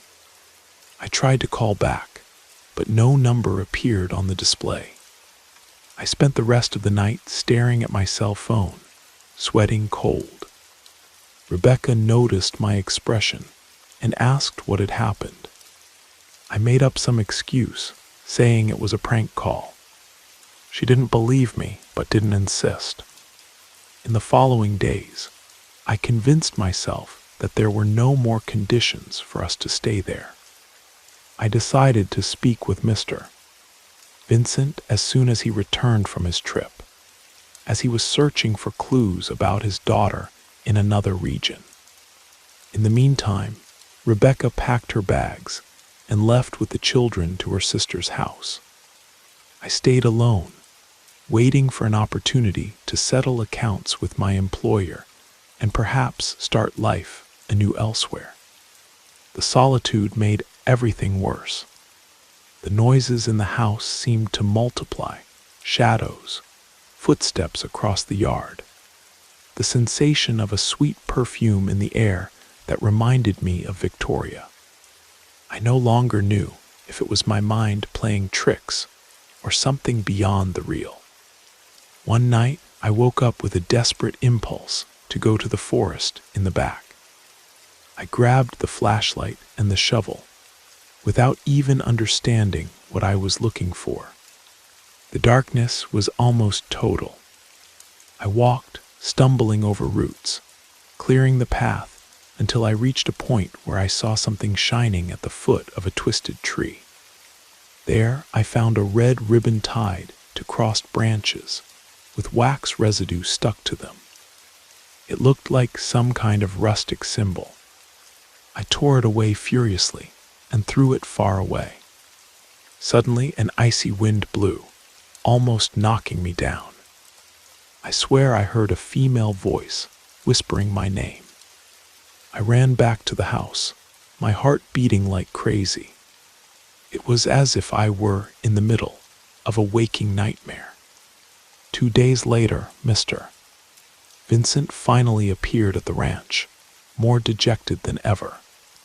He told me that the police had closed Victoria's case due to lack of evidence. He and Mrs.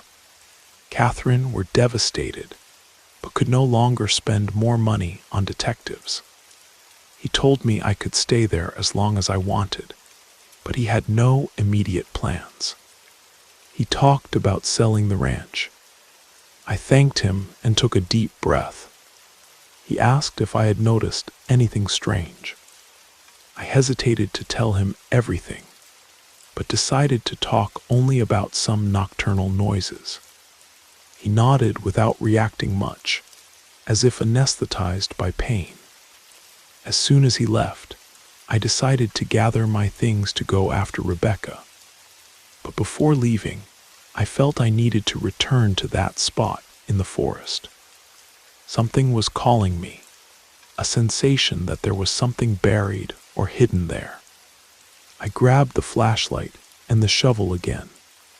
I walked to the place where I had found the red ribbon and began to dig. The bad smell soon mixed with the air. I continued until the shovel brought to the surface a piece of light fabric, stained and with what looked like old blood stains. I stopped immediately, lacking the courage to see more. My entire body was trembling. I buried everything again with my heart racing, because I suspected what it might be. I ran back, called the police, and explained that there was something suspicious in the forest. They came at dawn, took pictures, isolated the area, asked for my testimony, but didn't tell me exactly what they found. I imagine it was human remains, or something close to that. Whether it was Victoria or not, I don't know. They made it clear that the investigation would continue in secrecy. A few days later, I saw no news in the newspaper, and no one called me with updates. I felt both relief and horror at the same time. I abandoned the ranch that very day and went to Rebecca's sister's house, where my wife and children were. I hugged them so tightly, I almost suffocated the kids. I only told them that I had found something very strange and that the police were taking care of it. Rebecca looked at me with pity and also with a certain fear. I saw in her eyes that our relationship was still shaken by everything I had done. Today, I've found a simpler job elsewhere, taking care of a small estate belonging to a retired couple. I don't earn as much as before, but I feel a little more at peace, away from the shadows of that past.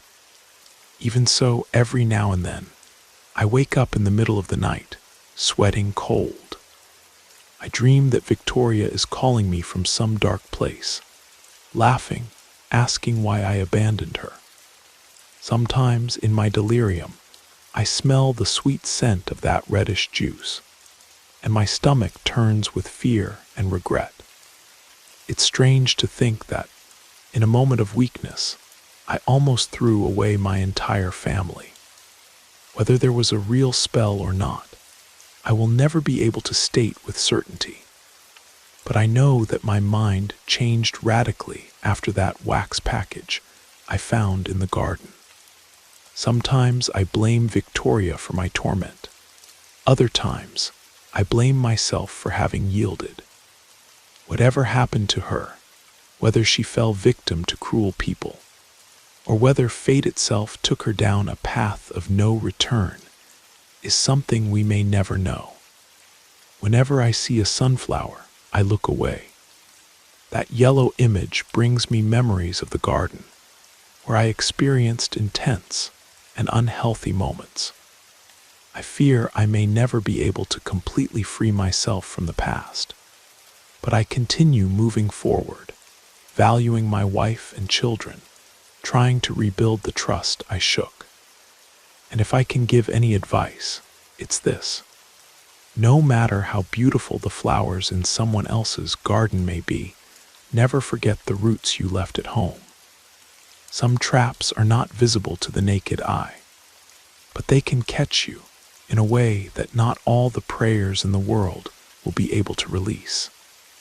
Before we go to the next account, if you're new here, don't forget to subscribe to the channel and hit the notification bell to receive the next stories. Your presence is important, and your support is essential. Well, let's continue.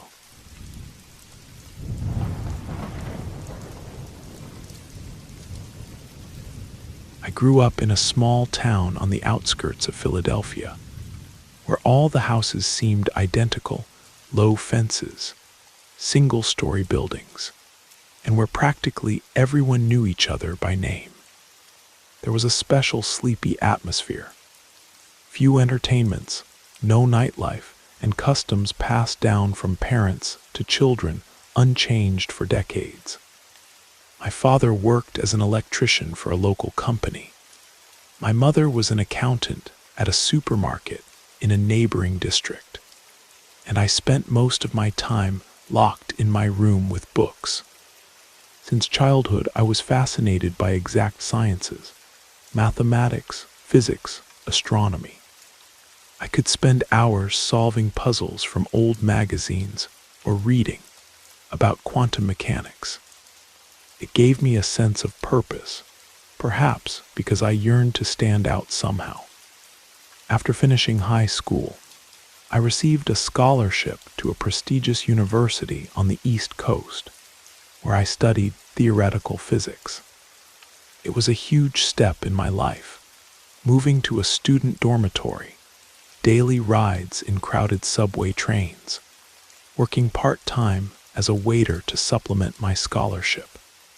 The years of study were exhausting, but I never lost my focus. After getting my degree, I decided to continue my academic career, completed my master's thesis, and unexpectedly returned to my hometown, without much hope for a prestigious position. However, fate decided otherwise. I was hired as a physics instructor at the local college. Over time, I became a well-known figure in the community, that local boy who got higher education and now teaches at a prestigious educational institution. I was proud of my work, But my personal life didn't turn out as I had expected. At 35, I was single, without children, and lived in a small rented apartment. Each week boiled down to preparing lectures, checking papers, and consulting students. On rare weekends, I immersed myself in reading or watching old science fiction movies. My former classmates had gone down different paths, created families, moved away, while I was stuck in my comfortable, albeit somewhat empty routine. At the end of the spring semester of 2023, the college director Richard, he was about 50, with an eternally worried look, informed me that next semester I would be teaching a physics course for a new group of freshmen. I agreed, not giving it much thought until the academic year began. In the first week, I introduced myself to an audience of approximately 35 students. As always, some looked interested, others were openly bored, understanding they would have to spend hours listening to explanations of formulas and laws of motion. While taking attendance, I noticed a girl with chestnut hair and a serious expression named Alina.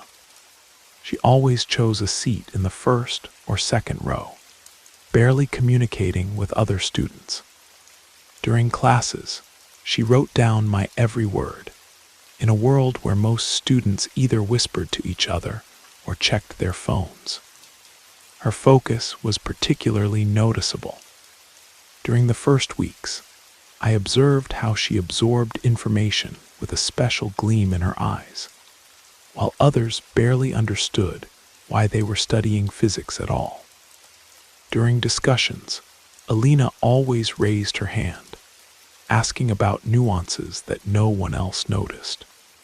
She constantly craved new knowledge, and this motivated me to prepare more creative and engaging lectures. At first, I thought she might have some socialization issues, as she interacted little with her peers. However, after almost every class, she approached my desk, asking about additional literature, interested in experiments that could illustrate the topics of lectures, or simply clarifying details of equations. I responded professionally, but noticed that my voice sounded softer than usual. There was something in her curiosity that touched something deep inside me. Soon I began to feel a troubling concern. I started waiting too eagerly for her presence, observing her gestures, hoping for her questions. Alina was probably 19 or 20 years old, while I was 35. I couldn't shake the feeling that this was balancing on the edge of the forbidden. And indeed it was. But nothing explicit had happened yet, just a silent fascination. I tried to convince myself that it was just admiration for the diligence of such a dedicated student. I continued checking tests, developing additional tasks, and planning projects. Over time, I became increasingly isolated from other instructors. Instead of participating in conversations in the teacher's room, I reviewed assignment lists or planned how to make certain topics more exciting for students like Alina. I searched for materials on astrophysics, quantum mechanics, and even contemplated creating a science club, but wondered if I was getting too carried away. One day, Richard gathered all the instructors to discuss disciplinary issues. He mentioned that some groups had serious problems, including fights and poor performance. He particularly highlighted a student named Amanda, who, according to him, had transferred from other institutions with a history of bad behavior. She wore dark clothes, had a lip piercing, and showed little interest in any assignments. She was on the verge of being expelled from almost all subjects. When Richard asked who was willing to help her with physics, I felt I couldn't refuse. though I knew my time was already limited. After class, I asked Amanda to stay. She stood leaning against the doorframe, chewing gum. I explained the situation. If she didn't improve her performance, she risked suspension or expulsion due to accumulated absences and low grades. She looked at me with an expression of boredom. "I don't care," she said, dragging out the words. "If they kick me out, I'll find another college or just go get a job." This irritated me, but I tried to stay calm. I offered additional classes or individual consultations. She laughed sarcastically. "I don't need your services," she continued in a quiet but firm voice. "You think I haven't noticed how you constantly look at Alina?" This comment paralyzed me. She smiled as if challenging me.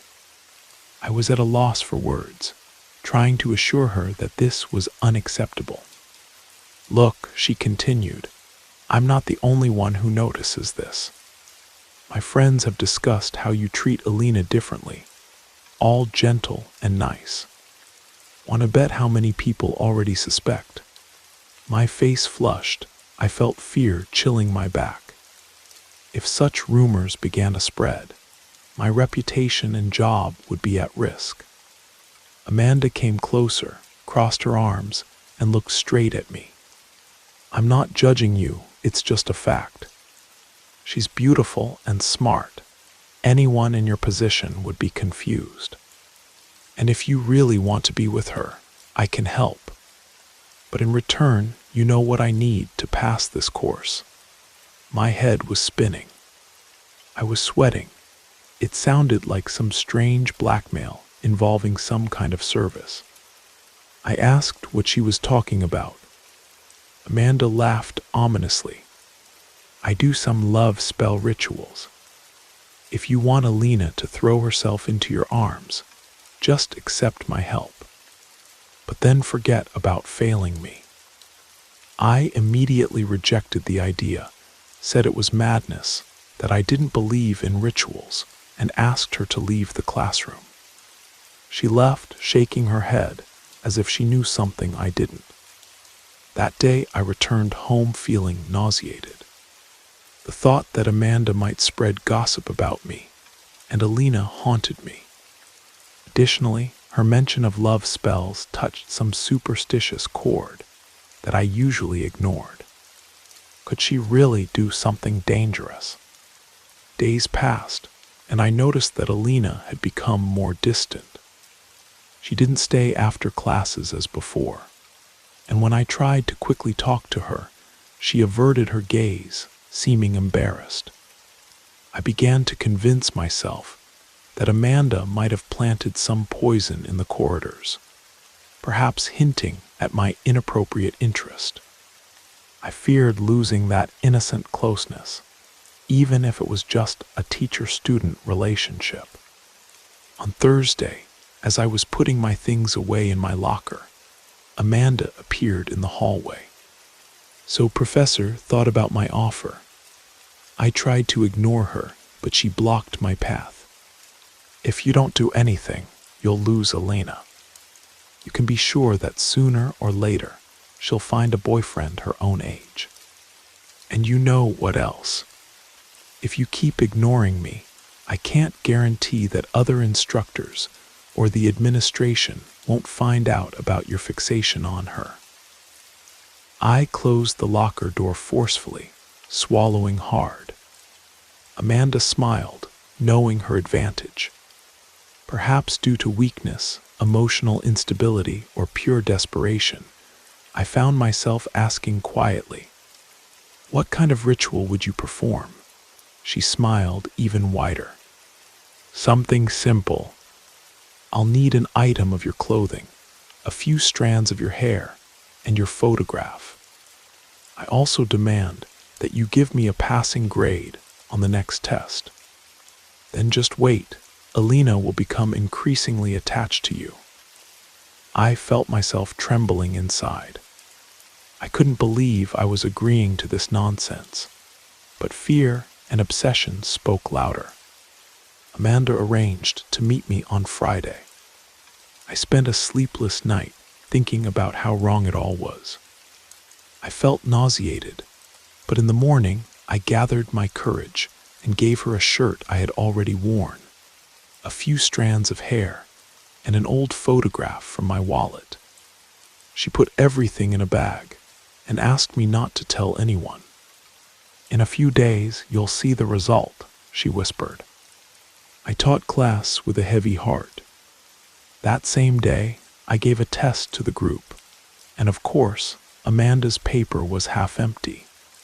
But I still gave her scores she didn't deserve. The feeling of guilt was eating me up. 3 days later, I was shocked to notice a change in Alina.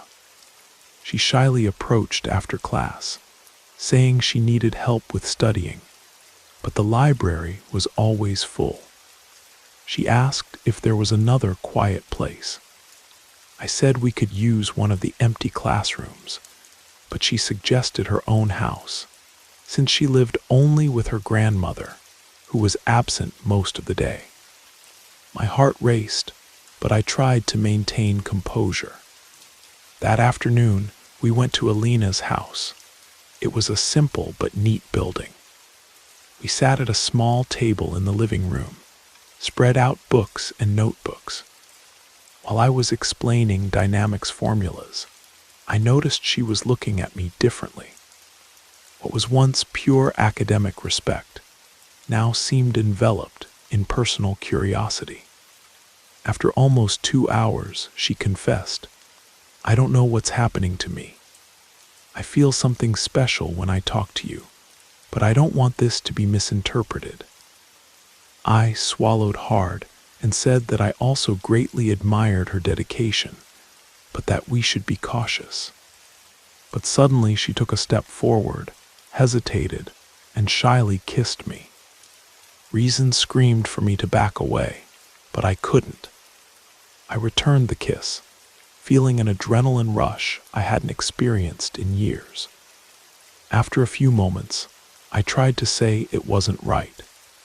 She repeated that she was of legal age, that she knew what she wanted. In a sudden impulse, we gave in to that urge and ended up in her room, without measuring the consequences. I left in shock. On my way to the bus stop, I remembered Amanda's blackmail and asked myself if this sudden interest from Alina could be the influence of some esoteric ritual. At the same time, my desire and vanity screamed that it was natural, that I shouldn't blame myself so much. Despite everything, a sense of unease began to haunt me. In the following days, Alina was full of affection when we were alone, but maintained distance at college. I thought this was right for safety. I was living on an emotional roller coaster, sometimes feeling on cloud 9, sometimes terrified that we would be discovered. Soon, Alina began to exhibit abrupt mood changes. Sometimes she would come to class, and then suddenly become distant, with a vacant stare. One day she asked for a break, saying she didn't know how to handle the pressure from classmates, and that she felt confused about her own feelings. I was devastated, afraid of losing her.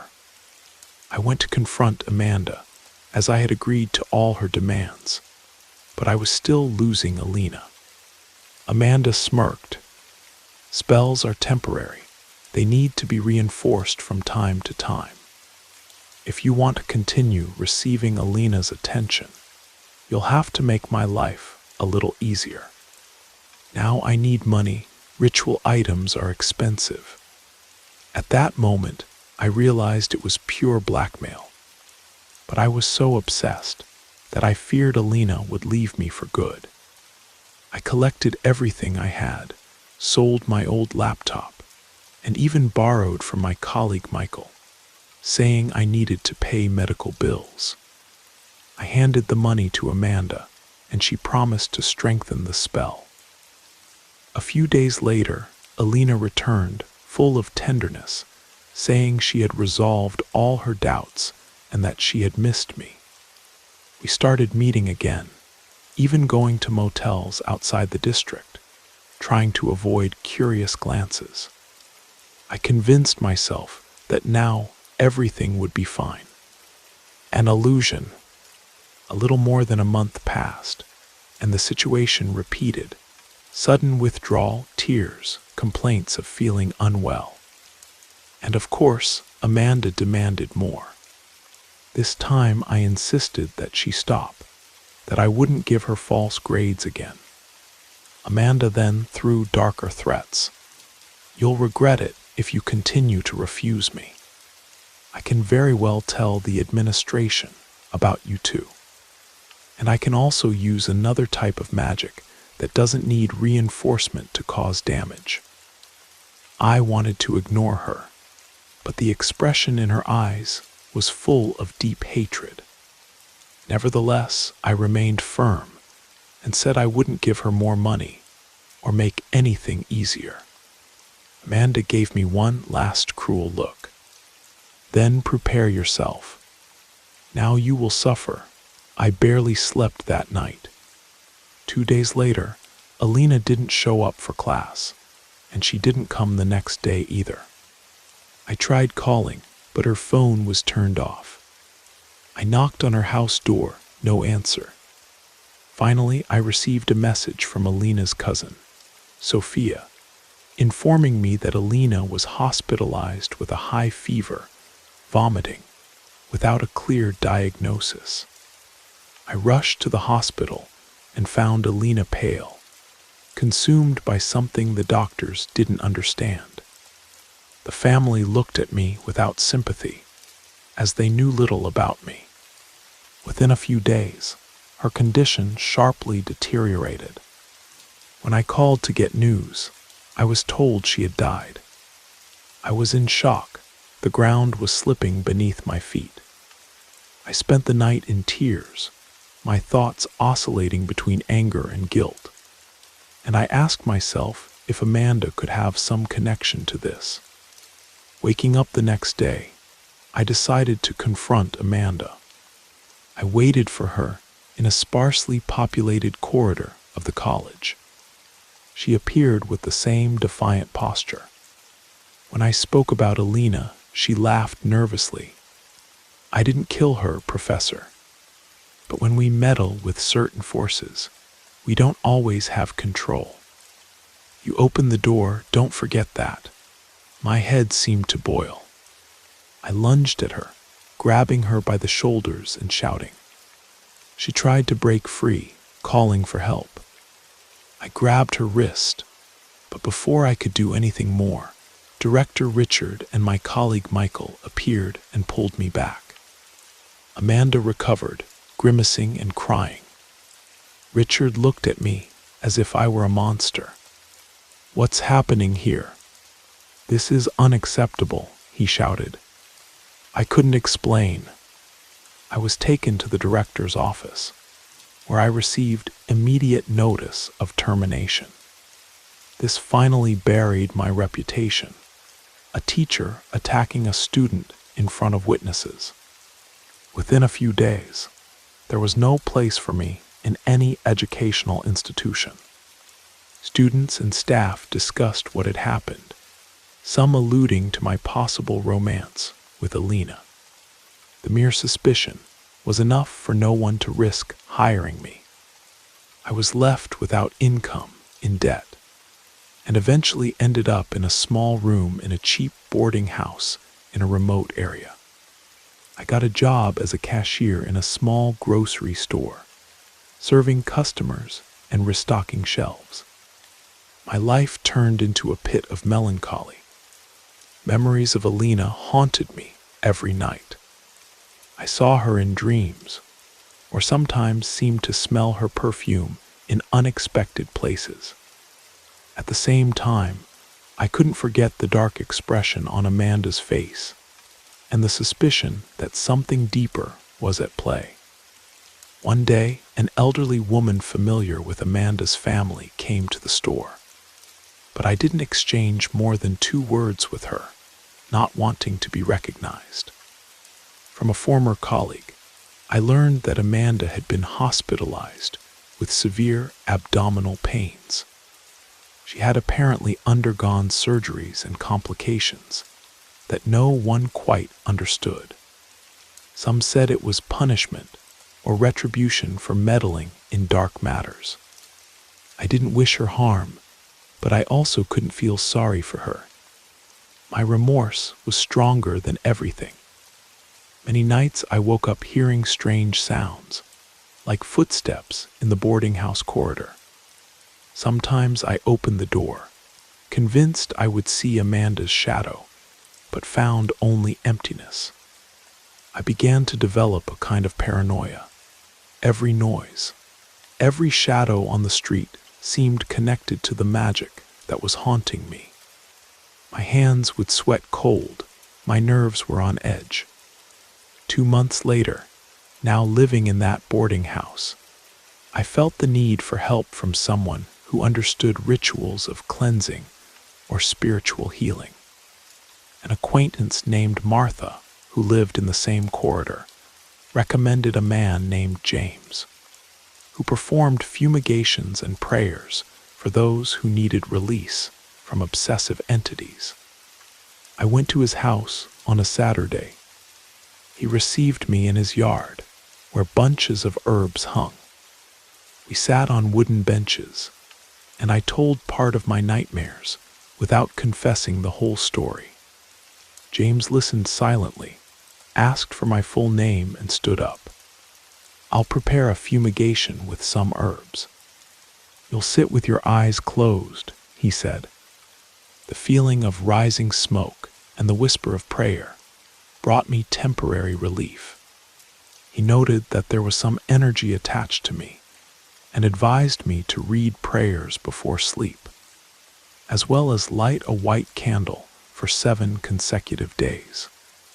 I did everything as instructed, clinging to the hope of driving away my guilt and any remnants of malignant influence. The first few days I slept better, but soon the dreams returned, disturbing visions where I saw myself at the college, wandering empty corridors, feeling Alina calling me from afar, but never able to find her. I would wake up sweating. Once I thought I heard footsteps on the roof, scratches at the window. I turned on the light. There was nothing there. Gradually, I was losing control over my own mind. I tried to focus on work at the store, but I was distracted, making mistakes with change, dropping products. My boss, Thomas, a middle-aged man, began to ask if I was sick. I said it was just insomnia, yet I tried to hold onto that job to avoid ending up on the street. One day, I received an anonymous note at the counter. "I know what you did. You won't escape." I froze, looked around, and didn't see anyone who could have left it. I tore up the paper, my heart pounding. I thought of Amanda, but it could also be someone from Alina's family without concrete evidence, just wanting to haunt me. Fear began to paralyze me. For a week, I avoided going out at night. I was even afraid to visit James again. However, the tension reached its limit the following Monday, when I found a small cloth doll with pins in its head at my door. There were even stains that looked like red ink. My blood froze. I immediately threw it away, began locking the door with 2 turns of the key, and pushing a dresser against it. The knocking in the corridor intensified. Once or twice I went to check, but found no one. My eyes began to burn, and I stopped sleeping more than 2 hours a night. I decided I needed a radical solution. I thought about moving far away, to another place where nobody knew me. The problem was that I barely had savings, even for the fare. Nevertheless, I packed my bags and quit my job at the grocery store, citing personal reasons. I took the first bus to a neighboring city, where an old friend, Ryan, lived whom I had known from university. I sent a message asking for temporary shelter. He received me in his simple house. His mother gave me a room in the back with a single bed. For a few days, I felt less threatened, as no one knew me there, and the streets had a different rhythm.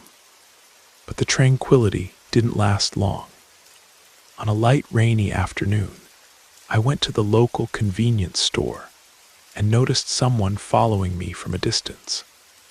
I stopped to observe, but the person disappeared around a corner. That night, I received a call from an unknown number. I answered tensely and only heard slow breathing before the call dropped. Ryan asked what was happening, and I simply said I had a problem with someone from my past. He didn't want to delve deeper, but he was concerned. Suddenly, I remembered that James had mentioned a ritual of closure, something that would cut off the influence for good. However, I would need to confront the source of that curse. I wasn't sure where Amanda was. I had heard rumors that she had gone to a remote region because her family had roots in a rural site. I got chills just thinking about meeting her. But at the same time, I realized that the shadow of that situation would never leave me in peace. 2 days later, I took a bus back to my hometown and followed the few clues I had about where Amanda might be hiding. Someone had told me that she and some acquaintances performed rituals in ancient ruins on an abandoned property on the outskirts. I rented an old car with the little money I had scraped together, drove on dirt roads crossing bush areas, until I found traces of stone constructions with semi-destroyed walls and twisted trees. The atmosphere there gave me goosebumps. I began walking through the rubble, feeling the sun set. The wind blew strongly, throwing dust in my eyes. I passed through a corridor of cracked walls, saw extinguished candles, and what appeared to be remains of wax dripped in a circle. Suddenly, I spotted a silhouette sitting at the back. As I approached, I realized it was Amanda, but she was haggard, pale, as if the disease had consumed half her energy. She turned her face to me, her expression contorted with anger. "Took you long enough to appear," she said in a hoarse voice. My heart raced. I wanted to shout various accusations, but seeing her condition, I only murmured, "I want this to end. I'm tired of being persecuted. You've already destroyed everything, destroyed me and Alina." She let out a laugh that turned into a cough. "It was me. Don't play the victim. You're also guilty. You fed your desire, gave me resources. You think I controlled everything alone. You wanted Alina at any cost. Now you pay the price." She tried to stand up but lost her balance. I moved forward to hold her, in a mix of hatred and compassion, but she broke free, falling to her knees on the dirt floor. I saw that there were strange objects there, flasks, colored ribbons, a notebook with symbols, and my photo torn in half. I felt a chill run down my spine. "I needed more resources," she said, half closing her eyes. "Rituals that require sacrifices. I risked too much." "You are ungrateful," she mentioned blood. It was disturbing. I tried to say something. "For God's sake, Amanda, let's end this. Go away, leave me in peace. I accept my guilt, but I don't want this shadow in my life anymore." She picked up my photo from the ground and held it in front of me. "There is no peace. What was done cannot be erased. Alina died, and you will have to live with that. A rage overtook me. I shouted that she should stop tormenting me. I snatched the photo from her hand. She tried to resist, but she was weak. I threw the photo on the ground and stepped on it.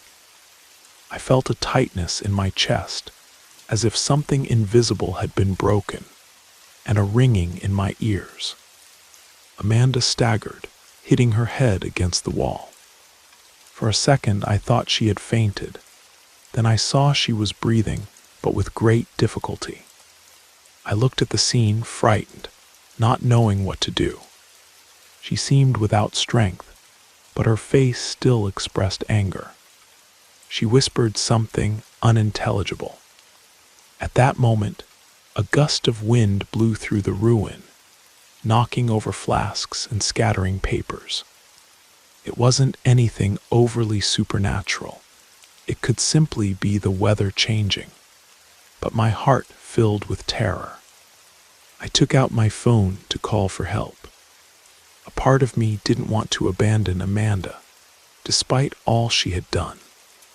I dialed emergency services and tried to explain the approximate location.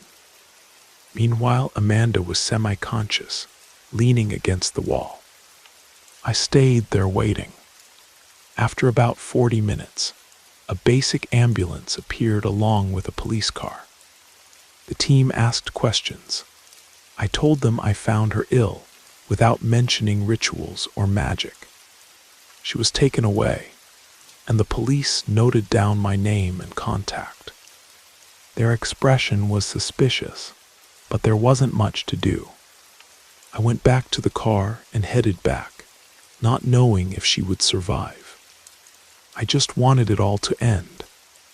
When I returned to my room at the boarding house a few hours later, I was exhausted, sweaty, feeling like I had left part of myself in that ruin. I lay on the bed, hoping sleep would come. Surprisingly, I slept deeply. The next morning, there were no footsteps in the corridor, no cloth doll at the door, no threatening note. The tension seemed to have dissipated like smoke. In the following days, I reflected on everything I had lost, my teaching vocation, the quiet life from before, and especially Alina. She was gone, a victim of a fate that perhaps had been influenced by our thoughtless acts. Nothing would bring back that curious look, that shyness that enchanted me. However, I felt that by confronting Amanda, I had closed a cycle, or at least broken the chains that bound me to the nightmare. It wasn't redemption, but an endpoint. At the end of a week, I gathered what money I had left and departed on another bus, determined to seek a new beginning somewhere far from the memories of the college and everything that tormented me. Perhaps someday I will find some peace, even knowing there are marks that never fade. I move forward, carrying the memory of Alina and the certainty that when we cross certain boundaries, the way back isn't always possible. Hey everyone, thanks for listening. Click the notification bell to be alerted of all future narrations. I post new videos every day here. Hope to see you in the next ones. Now on the screen, I'll leave 2 other good videos that I know you'll enjoy. See you there.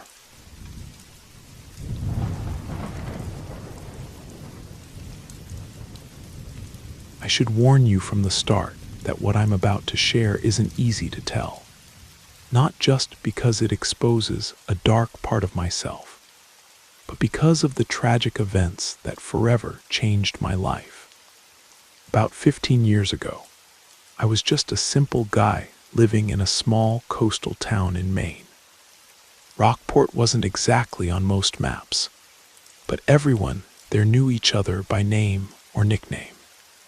Growing up in that tight-knit community, I'd heard countless stories about charms, hexes, and rituals performed by those who claimed understanding of spiritual matters.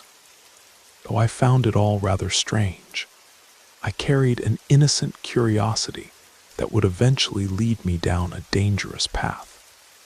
Back then, I worked at Stewart's Hardware, a modest store without any flashy signs, but frequented by almost every resident in town and the surrounding area. We sold everything from nails and screws to general hardware, paints, hoses, and other basic repair supplies. The owner, Mrs. Stewart, was an energetic woman who loved organizing and monitoring every corner of the place. Not that she was unfair, but she was demanding. She often said that good customer service was our greatest weapon against going out of business.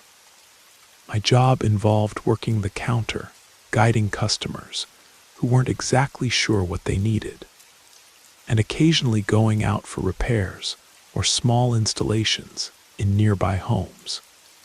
Nothing glamorous, but honest work. I earned enough to cover my basic expenses. Since I shared a small apartment with my cousin above the town's only laundromat, I didn't spend much. This routine was enough for me until I met Alina. She lived a few blocks away, near the busy farmers' market that was always crowded on weekends. Alina was perhaps 2 or 3 years older than me, but looked even younger. The problem, or the major obstacle, was that she was married. Her husband, Richard, had a reputation for being a brute, always scowling. I'd seen him a few times in the store, buying hardware to fix his gate or gardening tools. He barely spoke, just asked for what he needed and paid without making eye contact. You could tell, though, that he carried a contained aggression. Many people said he mistreated his wife, but there was never any concrete evidence. However, some neighbors claimed they had heard screams coming from their house on certain weekends, especially when Richard drank too much. This infuriated me, because I couldn't understand how anyone could mistreat someone as gentle as Alina. She usually stopped by the store in the mornings after visiting the market. She often came looking for simple items like brooms, light bulbs, or screws. I noticed her from a distance, hair tied back in a ponytail, wearing a modest dress and sandals that gave her a naturally elegant air. She didn't have children, from what people said, and some suggested she preferred it that way, perhaps not wanting to raise a child in a home without peace. This rumor, whether true or not, reinforced both my sympathy and fascination with her. One day, when Alina entered the store to buy a new faucet, I felt a wave of nervousness wash over me. I greeted her with a trembling voice, trying to appear friendly without being invasive. I noticed Mrs. Stewart watching my reaction from the other side of the counter, suppressing a laugh. That made me even more insecure, but at the same time, I found it amusing that I could be so smitten by a woman. Alina thanked me for my help and left carrying her bag, leaving a subtle perfume in the air that left me motionless for a few seconds. When I looked back, Mrs. Stewart put her hands on her hips and shook her head, laughing. "Nathan, you look like a lovesick teenager. Why don't you control yourself a bit?" Still awkward, I just shrugged. "I know, Mrs. Stewart, I just can't help it. Alina is special." From that day on, it became obvious to everyone in the store that I had feelings for Alina. Occasionally, Mrs. Stewart would ask if I thought she noticed my interest. I would respond that no, Alina was married and probably didn't think twice about someone as ordinary as me.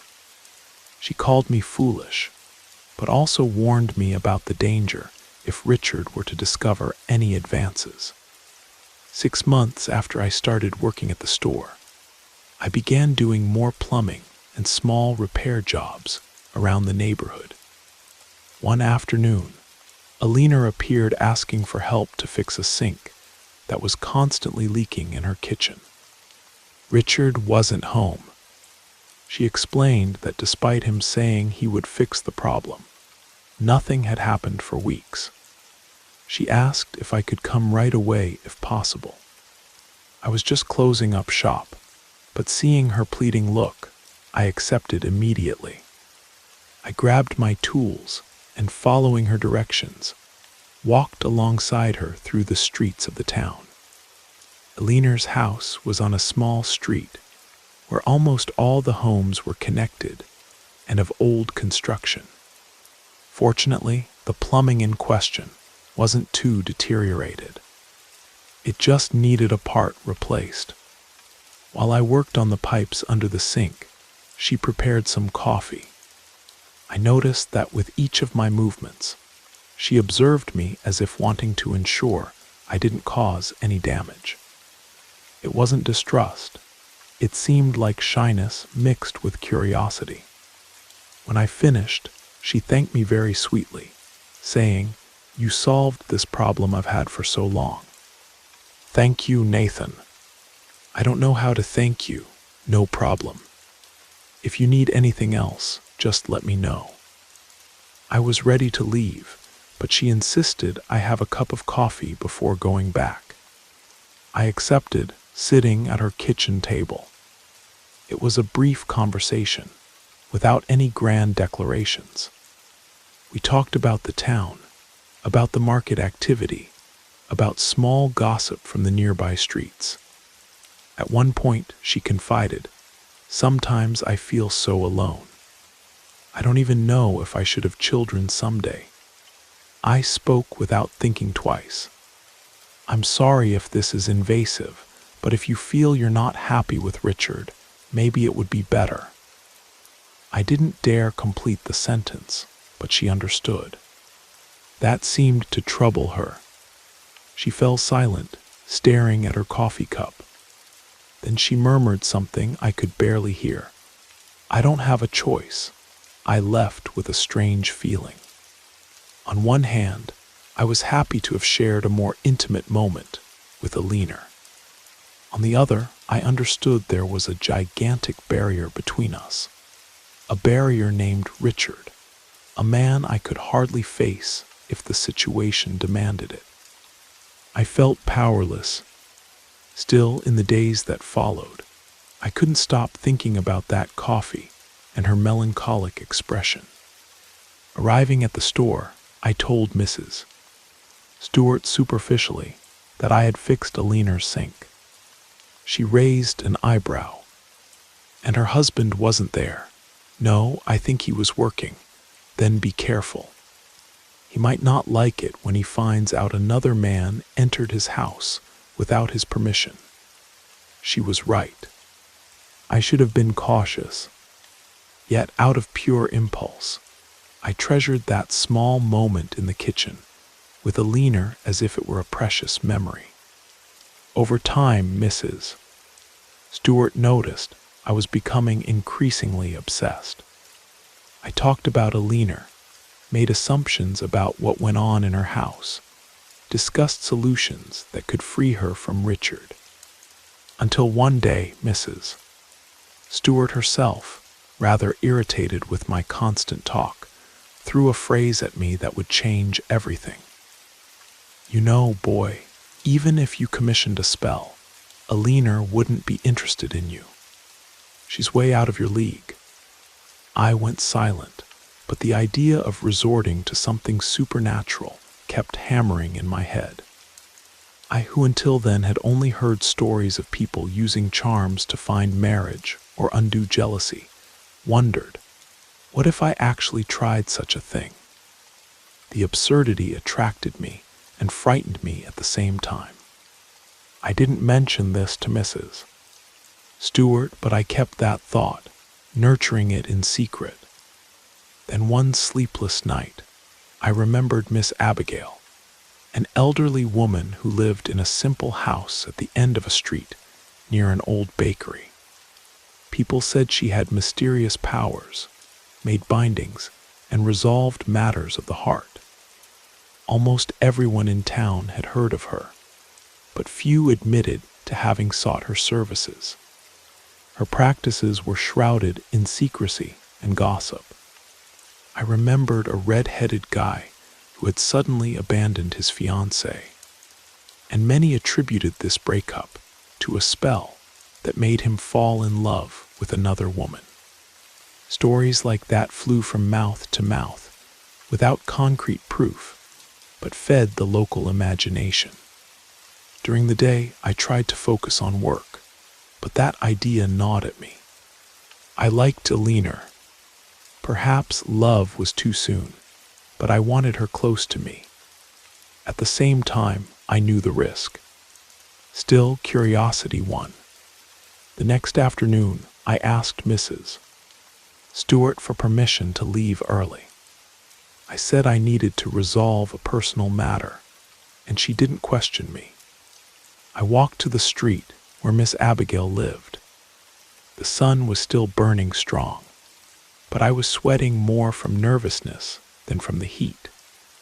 Upon arriving at her house, I saw the closed windows, a gate that looked like it had been painted decades ago, and a single potted plant at the entrance. I rang the bell, unsure if it even worked. After a few moments, the door opened slightly, revealing a woman with gray hair and a serious look. "What do you want?" I explained, somewhat stuttering, that I had heard about her spiritual works and that I needed help winning someone over. She measured me from head to toe, was silent for a few seconds before opening the gate to let me in. We passed through a narrow corridor, arriving at a dark room lit only by candles and full of objects I didn't immediately identify. Jars, dried herbs, images covered with cloths. The atmosphere gave me chills. "Sit down," she ordered, pointing to a wooden chair. As soon as I sat down, I crossed my hands, trying to hide my nervousness. "Tell me why you came to me." I told her briefly. Eleanor was married, her husband was brutal, and I wanted her to see me, to desire me. Miss Abigail, upon hearing this, cleared her throat. "You know this can have consequences, right? Love should not be forced. But if you still want it, I can try something." I didn't have the courage to say no. I nodded, though part of me screamed that I was being stupid. "Do you have a photo of her, a personal object?" she questioned. I realized I didn't possess anything of Eleanor's that could serve as a link. Then I committed an imprudence. I remembered a day when she had forgotten her wallet at the store. When I returned it, I was tempted to take something, but at the time, I didn't have the courage. I would need to somehow find an object or photo of Eleanor. I remembered that sometimes she left her purse on the counter. Perhaps it would be possible to get something without her noticing. "I don't have anything now," I replied, looking down, "but I can get something." Miss Abigail sighed. "Then bring it quickly. Without something that belongs to her, I can't proceed with the work." I left there feeling a mixture of frustration and regret. Upon reaching my room, I wondered if I would really be capable of stealing a personal belonging from Eleanor. But dominated by a blind desire, I decided that yes, I would. I planned that if she returned to the store, I would try to get a small strand of hair or anything she might drop. It sounded absurd, but I was already immersed in that obsession. The next morning, Eleanor appeared to buy some screws and electrical tape. During the service, I could barely disguise my anxiety. Her hair was tied back with an elastic band, and I saw no opportunity to pull out a strand without being noticed.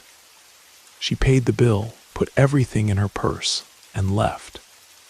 I stood motionless, huffing in silence. I knew I needed to be patient, but the thought of returning to Miss Abigail empty-handed left me agonized. In the following 2 weeks, Alina returned to the store a few times for specific items.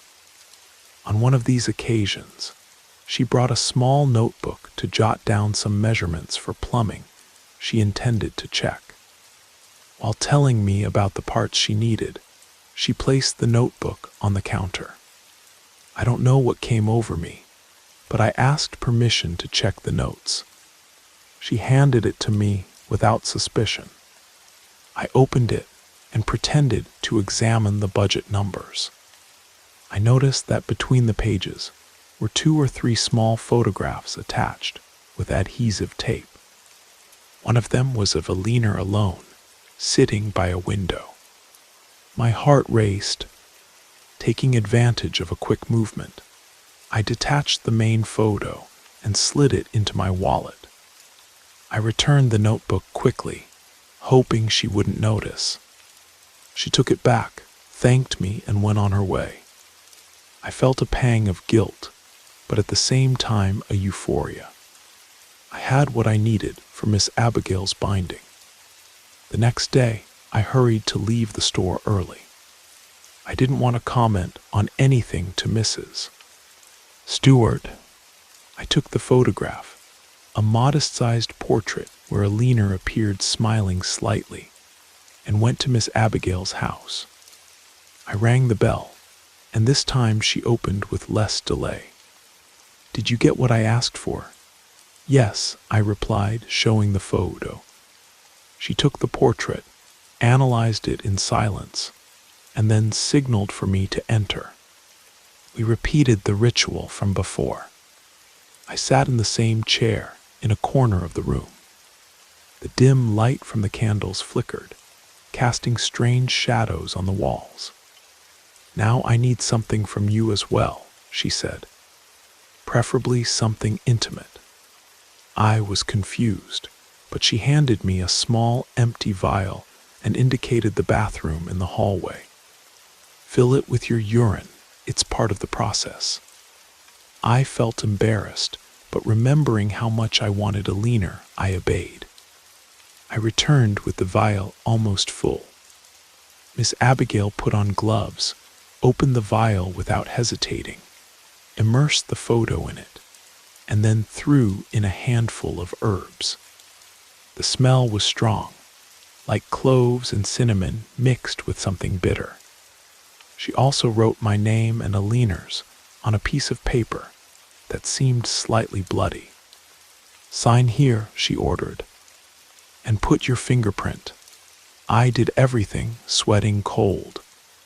Then she sealed the vial, placed it in a black bag, and whispered some words I didn't understand. Possibly a prayer or an enchantment. Finally, she looked at me. "It's done. Now wait for the results. Remember, if her husband is violent, you could be in danger."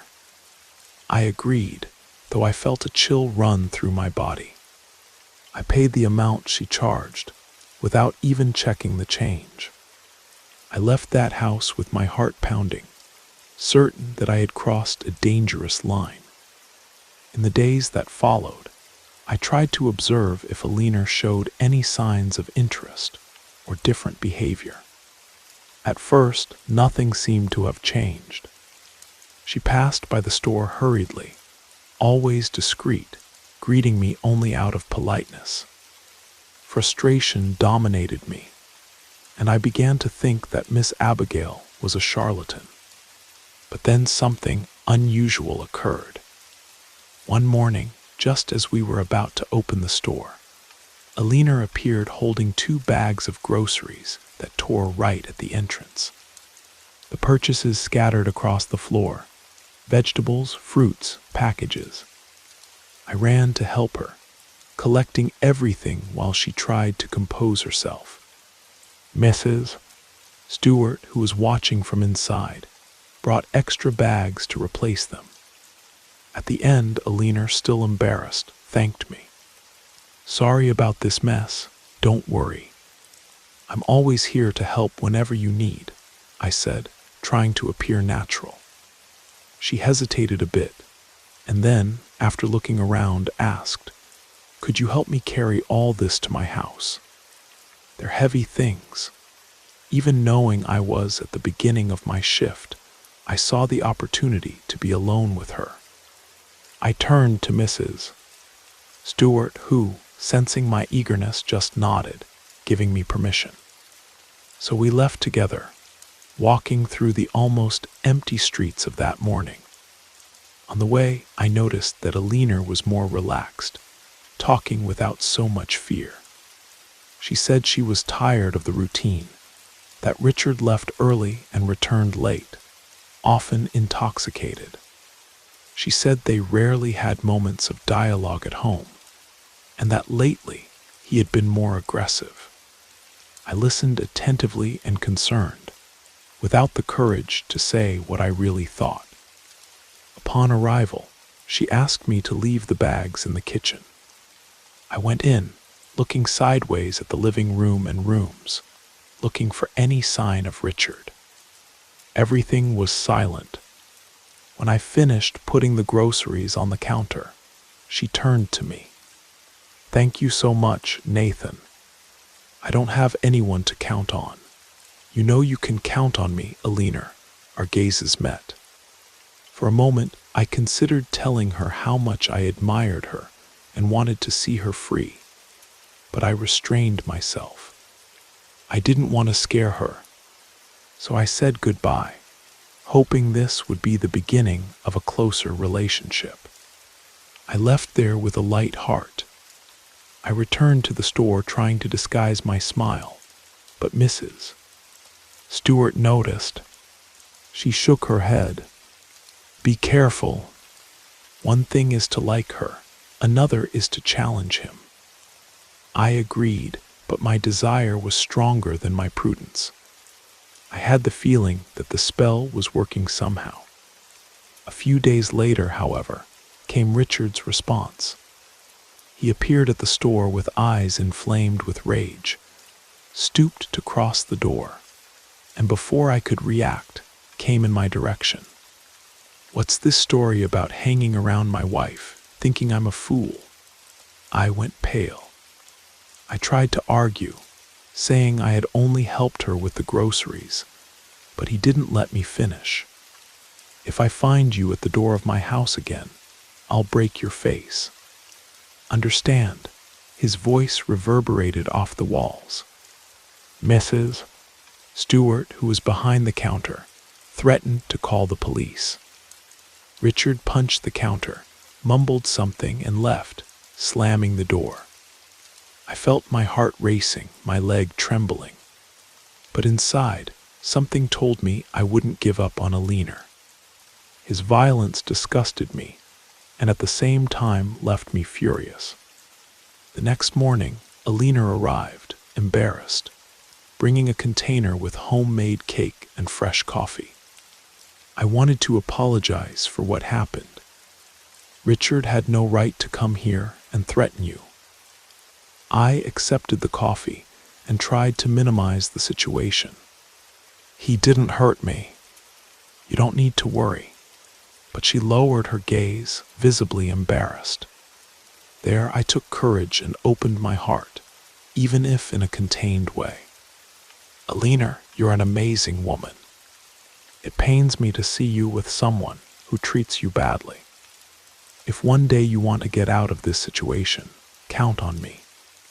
She blushed, gave a slight smile, but before she could say anything, she preferred to say goodbye and left hurriedly.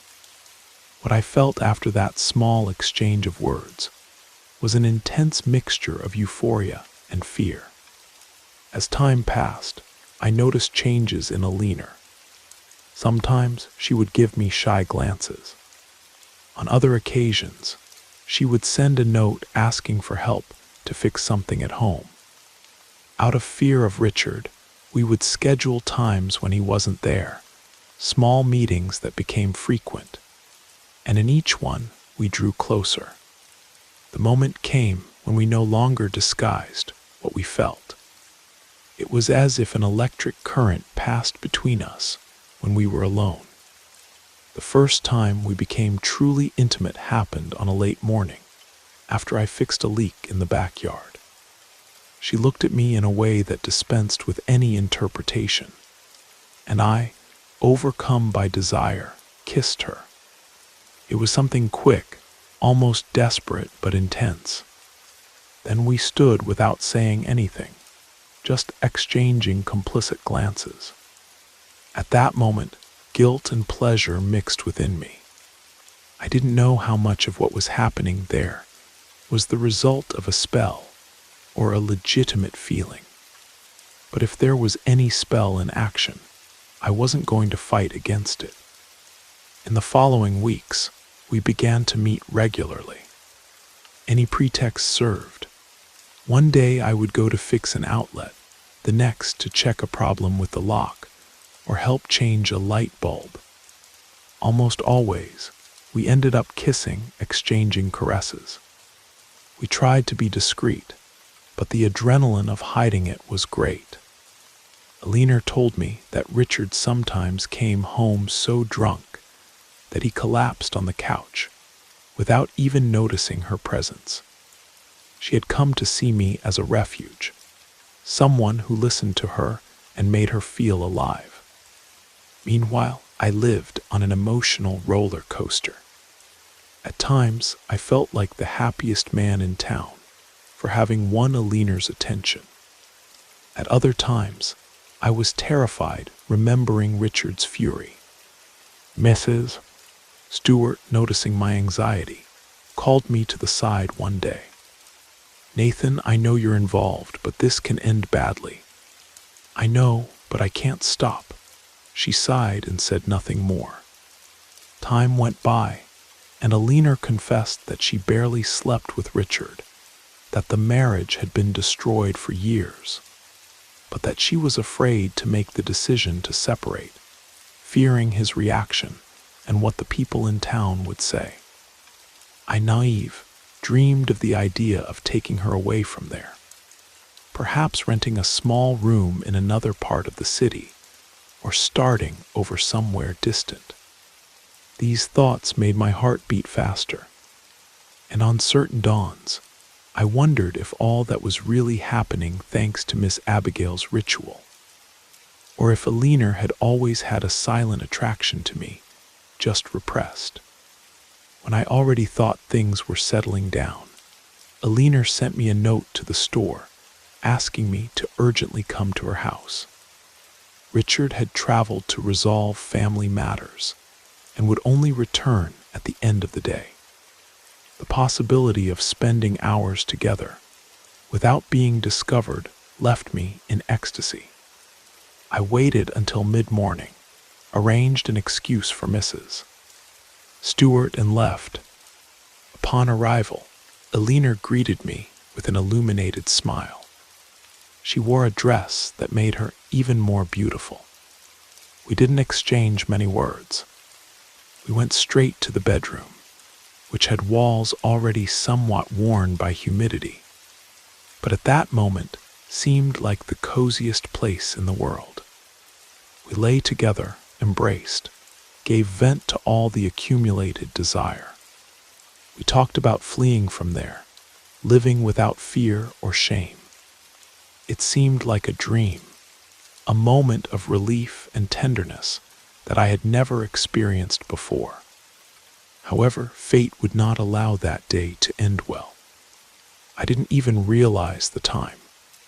Outside, probably someone saw that I entered the house, or Richard was alerted by an acquaintance. The fact is that late in the afternoon, while Alina and I were still resting, we heard the noise of the door being broken down. Everything happened so fast that I barely had a chance to put on my clothes. Richard appeared in the bedroom with uncontrollable fury. In his face was the expression of someone possessed by hatred. I saw that he was holding something that looked like a long-bladed knife. "You bastards," he roared, lunging at Alina. I got up desperately, trying to protect her, but he was faster. In seconds, the blade plunged into her abdomen. The scream that echoed in the room paralyzed me. Richard, deranged, tried to stab me too. I managed to stop the blow with my arm, suffering a deep cut. I screamed in pain while Alina, fallen on the bed, bled terribly. I took courage and tried to push Richard away from her. We exchanged some blows, but I soon realized that my strength was little in the face of so much fury. When he raised the knife again, I feared I would be the next to die. In an impulse of self-preservation, I ran outside without even being able to grab my clothes. Parts of my body were still naked, and I was bleeding. I screamed for help in the street, but I felt an uncontrollable panic. Behind me, Richard came out yelling that he would kill me. To my luck, a police patrol car that was making rounds in the region appeared, seeing the chaotic scene. A wounded and naked man in the street, pursued by another with a bloodied knife. One of the officers jumped from the car and ordered Richard to drop the weapon. He ignored and continued advancing, which made the officer draw his pistol and threaten to shoot. Richard hesitated, and that was enough for another agent to immobilize him. Meanwhile, I threw myself on the ground, completely shaken. I felt strong hands handcuffing me. I shouted, tried to explain that Alina was injured, but they seemed confused. Shortly after, some residents of the neighborhood began to gather. Someone recognized Richard. Another recognized me as the guy from the hardware store. Shouts, voices, tumult. The police then entered the house and found Alina in the bedroom, still bleeding, already without signs of life. The news spread in seconds. "She's dead," they murmured. "Alina is dead." At that moment, a void opened within me. I tried to get up, but my legs didn't obey. I could only cry, while one of the officers pressed my wound on the arm to stop the bleeding. They took Richard to the station. They took me too, still handcuffed and wrapped in a blanket that some neighbor arranged. My body was shaking so much that I thought I would pass out on the way. At the station, I was initially treated as a suspect. Gradually, with the help of testimonies from witnesses who had seen the scene, they realized that I was trying to escape from an enraged man. I told a summarized version, saying I was at the house to fix the plumbing. I omitted part of our love affair, but it was obvious that the officers suspected. Even so, they released me after a few hours. They just asked that I remain available. Richard was detained, accused of homicide. The evidence was unquestionable.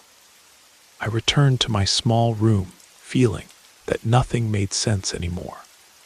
The image of Alina dying before my eyes seemed like an endless nightmare. I could barely sleep because I relived the scene each time I closed my eyes. I felt guilt, pain, anger. Days and more days passed, and I avoided going out on the streets as much as possible. I knew people gossiped when they saw me. Some looked at me with pity, others with disgust or judgment. Amidst this turmoil, Mrs. Stewart tried to give me some support. "You need to take care of yourself, Nathan. Seek a hospital to treat that cut. Seek psychological help."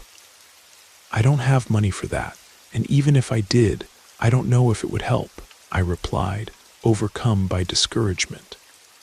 Life in town began to become unbearable. Alina's case appeared in some local newspaper notes. I was called once more to the station to testify, and there I met Richard again, escorted by officers. He gave me a look of pure hatred, saying that one day, when he got out of prison, he would kill me. I just turned my face, feeling my heart freeze. At some point, I remembered that months before, I had sought Miss Abigail to commission a spell.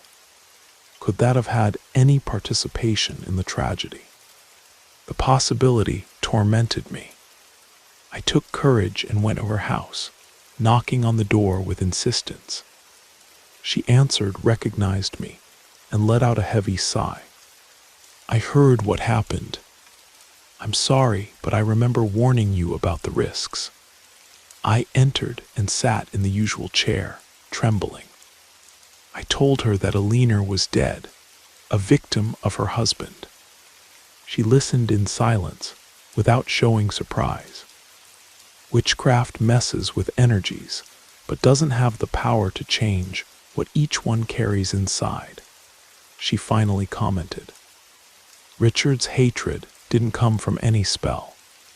It already existed. Does that console me? I asked, almost shouting. I provoked this situation. I ran after something that wasn't mine. I used witchcraft too. She raised her hand. I can only tell you that you can't undo what has already been done. If you want a prayer of relief, I can do it, but don't expect a miracle. I stayed there, resigned, while she recited some incomprehensible words and blew smoke from a cigar around my head. It was a quick ritual that, if it relieved anything, was only momentary. As soon as I left, the guilt returned to torment me. During the days that followed, I began to contemplate the idea of fleeing from there. The streets, once familiar, were now a stage of looks of disapproval or pity. I could barely work. I tried to talk with Mrs. Stewart about the possibility of moving. She, understanding, said that if it was for my good, she would support it.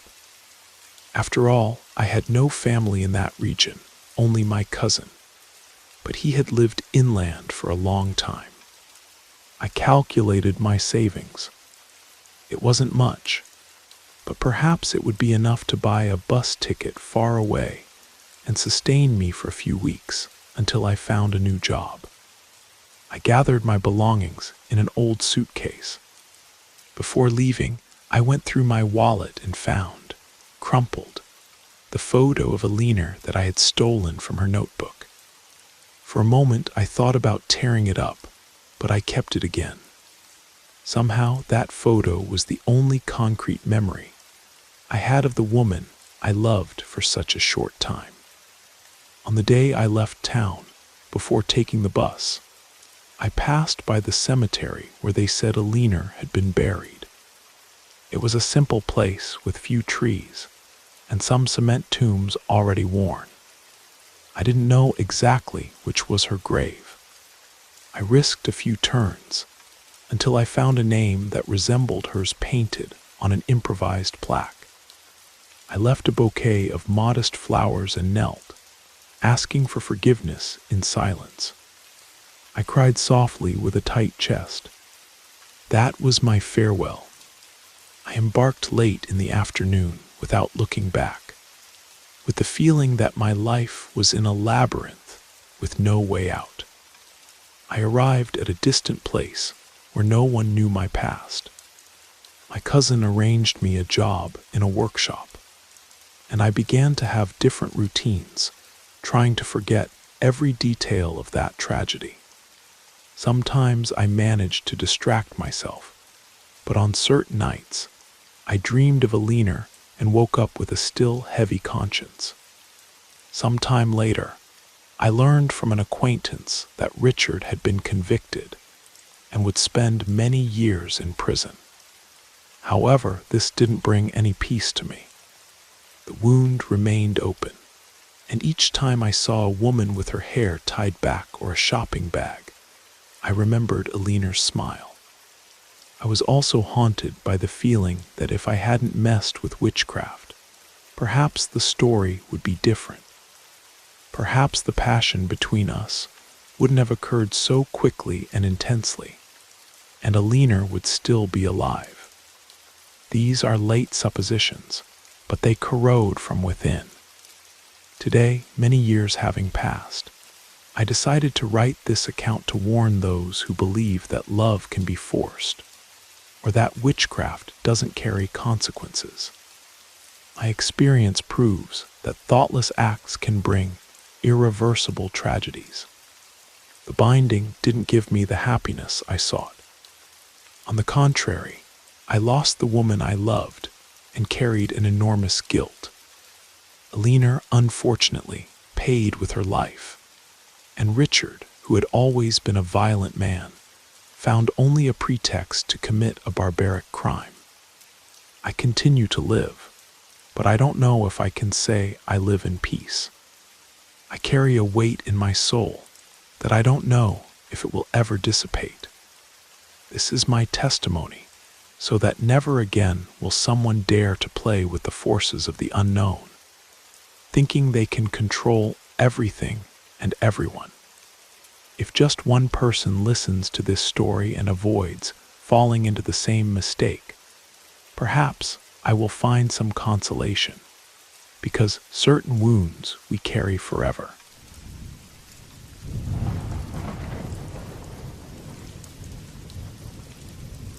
My name is Jack, and I was born in a small town in rural Vermont, known only for its maple syrup production and the fervent weekend church gatherings. I was raised by my grandmother, Martha, since I was just a few months old. My parents disappeared without a trace, leaving behind no clues as to where they'd gone or why they'd left. I grew up helping with daily chores and learning that faith was the only certainty we could hold on to amidst the harshness of country life and the uncertainties of the world. Our home was modest, a weathered Victorian with peeling paint and creaky floorboards. Grandma Martha always said that despite everything, our home was blessed because we never lacked a warm meal or a prayer to calm our troubled hearts. She taught me to pray, and from an early age, every Sunday we'd walk to the small chapel at the center of town where Reverend Thomas conducted the services. Although he was called Reverend, his position was more of a spiritual leader, as our town didn't necessarily follow the traditional organization of churches found in bigger cities. This routine continued throughout my childhood. We'd wake before sunrise, tend to the animals, and then walk to the chapel. The journey followed a dirt road that became treacherously slippery during the spring thaw, forcing us to tread carefully. Still, Grandma Martha never hesitated. Her faith came first, and trusting her, I viewed Reverend Thomas as a man of integrity who guided our small community. My grandmother passed away when I was 16. It was devastating for me, but I remained steadfast in the teachings she had imparted. I continued attending religious services, assisting Reverend Thomas, and counseling younger members about maintaining devotion. For years, I was responsible for preparing the chapel for each service, lighting candles, and arranging the wooden pews. Being a humble place, we made do with what we had, and that environment gave me the sense of home that I no longer felt in my empty house. My life proceeded peacefully until one autumn evening when I was invited to a wedding at a nearby farm belonging to an acquaintance. The event took place on a Saturday, right at the end of the harvest season. When I arrived, I saw familiar faces, but also noticed some visitors I had never seen before. It was on that day that I first saw Eliza. She was leaning against a fence post, fidgeting with an empty glass in her hands. Her hair was cut short, and her demeanor completely stood out from the other young women in town. I approached her to talk, driven by spontaneous curiosity. I wanted to understand who she was and where she had come from, as outsiders rarely appeared in our community. She responded with brief phrases, sharing little about herself, but there was a lightness in her gaze that captivated my attention. At the end of our conversation, I risked inviting her to the next day's service. I thought that if she was staying in the area, she might be interested in learning more about our way of life.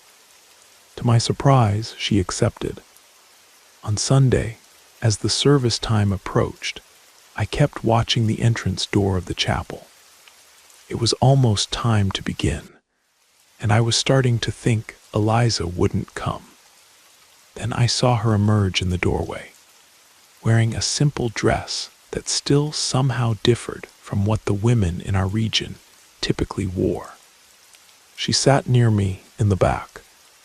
I noticed her eyes scanning every detail of the place, as if trying to comprehend why there was so much fervor in such a humble space. After the service, I invited her for coffee at the small makeshift cafe we maintained beside the chapel, where we served pastries to the congregation. During that time, I tried to tell her about my grandmother, about how much she had taught me about faith and perseverance. Eliza seemed to listen, but she didn't appear entirely convinced. When I mentioned that faith could transform lives, she shrugged and said, "Maybe, but people also do a lot of stupid things in the name of God." That surprised me, as it wasn't common for someone to express such skepticism openly. Nevertheless, I didn't back down. I invited her to return in the coming Sundays, saying it would be good for her to get to know our community better and gradually feel how faith united us. For some reason, Eliza kept showing up. With each new encounter, she brought a different way of seeing the world. While most people prayed together, she remained silent without closing her eyes, merely observing.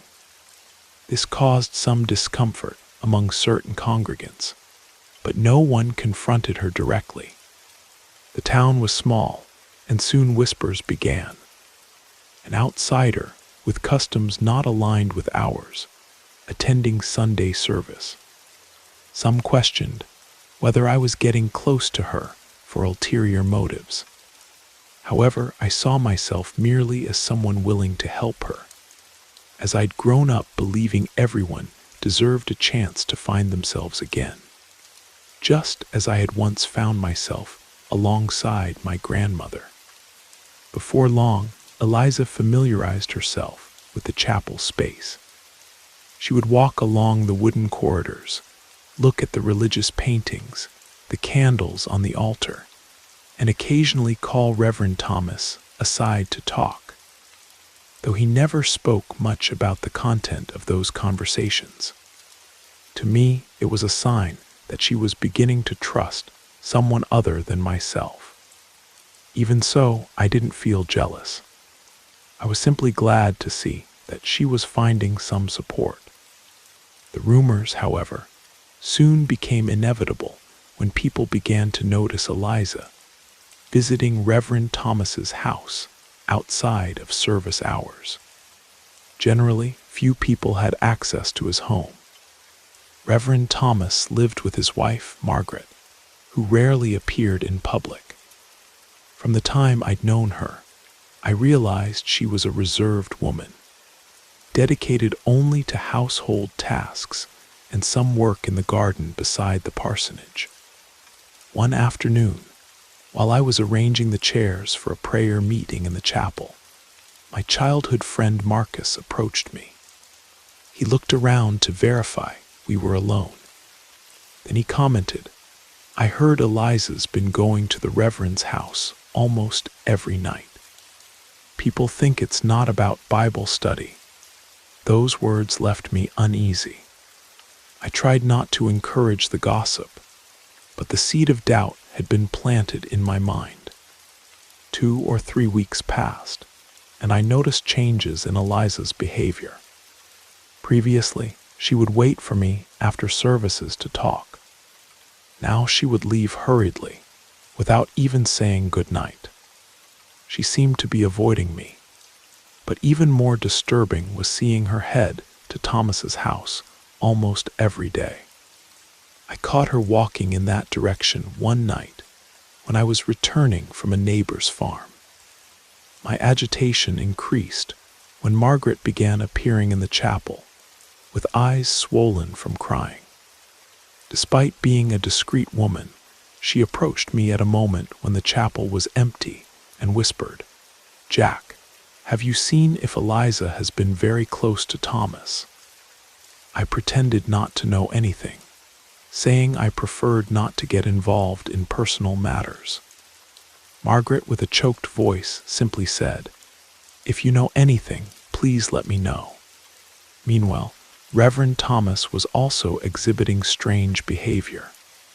During his sermons, he would stumble over his own words, distracted, and sometimes seemed not to know which biblical passage he was on. The congregation began to notice, but no one spoke about it out loud. Behind the scenes, however, everyone speculated that something serious was happening inside the parsonage. On a Thursday night, after a brief meeting at the chapel, Margaret called me to a corner. She confided that she had sought out a woman who lived in the outskirts, Miss Hazel, known for her powerful prayers and rituals that, according to many, could settle scores with those who were unfaithful or dishonest. Margaret wanted my help to punish her husband for what she considered a betrayal that was destroying her life. I was shocked, not knowing what to say, as I had always believed that vengeance didn't align with what we learned about loving our neighbor. At the same time, I felt torn because Thomas's behavior was jeopardizing the unity of our community, and I saw myself directly involved, since I had been responsible for bringing Eliza to the service. Anguish took hold of me, but Margaret was beside herself. She held my arm and in an almost desperate tone insisted, "I have no strength left. I need you to help me put an end to this. You who were so close to Thomas can get a personal item from him, something he always uses to seal the ritual." I didn't have the courage to refuse outright. I promised I would think about it, but that I couldn't do anything hasty. For days I avoided Margaret, praying silently that the rumors were just exaggerations, or that the Reverend would correct his ways. But every time I tried to talk to Thomas, he would be evasive or simply end the conversation with an "I'm busy." In the following nights, I couldn't sleep. The image of Margaret crying, the tense countenance of the Reverend, the distant figure of Eliza, everything mixed in my head. Amidst so many doubts, I noticed that Thomas had left an old handkerchief hanging on a nail on the side of the chapel, something he used to wipe his face during sermons. That seemed to be the object Margaret so desired. 2 more days passed until I went to see her again. She took me to a corner of the central square, where almost no one walked at that hour. Without saying a word, I extended the handkerchief. She closed her eyes and took a deep breath. Then she said, "Meet me after sunset on the trail that leads to Miss Hazel's house." I left feeling a tightness in my chest. I didn't even know if it was fear or guilt for participating in something so dark. At that moment, I considered turning back, but the memory of the empty sermons and Margaret's anguished look paralyzed me. When the sun hid behind the mountains, I walked along the rutted path. The crickets sang loudly, and a light mist formed near the barbed wire fences. I reached an old house with walls stained by moisture. In front, I saw Margaret waiting for me with a lantern in her hands. She signaled for me to enter. Inside, the smell of burning herbs was strong, and I saw several candles arranged in a circular formation on the beaten earth floor. Miss Hazel emerged from an adjacent room, dressed in simple clothes, but of a very ancient appearance. Her expression was severe. She barely spoke. She indicated with a gesture that Margaret and I should sit around the circle of candles. In the center was a clay plate, a small clay jar, and a dark cloth spread out. "Place what you brought," she said in a low voice. Margaret took the handkerchief I had given her and placed it in the center of the cloth. Miss Hazel opened the jar and carefully spread a reddish liquid around the object. She then took a metal needle from a drawer, explaining that we would need to prick our little finger for a few drops of blood to fall on the handkerchief, uniting our intention with the spell. My hand trembled, but Margaret didn't hesitate. She made a small hole in her finger, frowning at the pain, and let the blood drip into the center of the cloth, where the Reverend's handkerchief was soaked in that strange liquid. When my turn came, terror mixed with a sense of responsibility for what would happen next. I thought, what am I doing? Is this right? Yet, impulsively, I repeated the gesture. 2 or 3 drops of blood fell, forming a stain. Miss Hazel then began to utter words that seemed a mixture of prayers and ancient pleas, something I didn't fully understand. She moved her hands in circular motions over the handkerchief, as if channeling some energy. There was no electric light in that room, and the flame of the candles flickered, projecting shadows on the clay walls. The atmosphere was both suffocating and icy. When she finished, Miss Hazel took a step back and quickly extinguished the candles. We were in the dark for a few moments until Margaret raised the lantern. She, still shaken, looked at me in silence. Miss Hazel merely said, "It is done." Then she opened the wooden door, indicating that we should leave.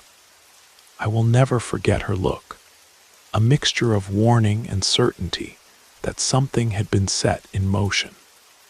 I returned home in complete silence. It wasn't raining, but the air was heavy and humid. The twisted branches of the trees seemed to be watching me. Each step I took echoed on the empty dirt road. I didn't speak to anyone upon arriving. I just closed the door and lay down on the old hammock in the living room, my heart racing. I tried to convince myself that it was just a stronger prayer, a strange way for Margaret to vent her pain. But deep down, I knew we had crossed a delicate boundary. In the days that followed, I noticed subtle changes in Reverend Thomas's behavior. He, who once spoke firmly in the services, began to stutter and look around as if searching for something or someone who wasn't there. During readings, he would lose his train of thought, and several times he apologized to the faithful, claiming fatigue. The confused congregation observed him without understanding. Eliza's proximity also began to wane. Before, she appeared every Sunday, but she started arriving late and leaving earlier. Her looks were now suspicious, as if she knew there was something strange in the air. I tried to talk to her a few times, but she would shake her head, signaling that she didn't want to talk. Meanwhile, some residents tried to approach the Reverend to understand what had changed. But Thomas generally locked himself in his house or responded evasively, claiming health problems. On a Tuesday night, I returned to the chapel to organize some ornaments that were out of place. I found Reverend Thomas alone, sitting on one of the benches with trembling hands. He raised his face, and what he said to me was, "Do you believe in divine punishment, Jack?" I was left without a response. That question sounded like a reflection of what we had done, though I couldn't affirm that God had anything to do with it. I looked away and left in silence. During the week, rumors spread quickly. Some said Eliza had been seen crying near the lake. Others claimed she was deciding to leave. There were those who blamed the Reverend's deterioration on her, as if she were a kind of temptation sent to test his faith. Conversations at the grocery store, in the little square, and even in the fields only revolved around this subject. 2 or 3 days later, I received a visit from Marcus. He told me that the Reverend had fainted inside his house, and that Margaret was asking for help to take care of him. According to Marcus, the man had high fevers, was delirious, and babbled disconnected phrases. I, consumed by remorse, couldn't avoid thinking about the ritual, and wondered to what extent that was really a coincidence. The following Sunday, the chapel opened, but few people attended. Instead of Thomas, a deacon from another nearby town conducted the service. He didn't explain much about the situation, only saying that the Reverend was ill. The atmosphere inside the chapel was heavy, and I could barely pay attention to the prayers. I felt an enormous discomfort, as if carrying an invisible guilt. The weeks passed, and Reverend Thomas's illness became more serious. Some said it was a simple infection.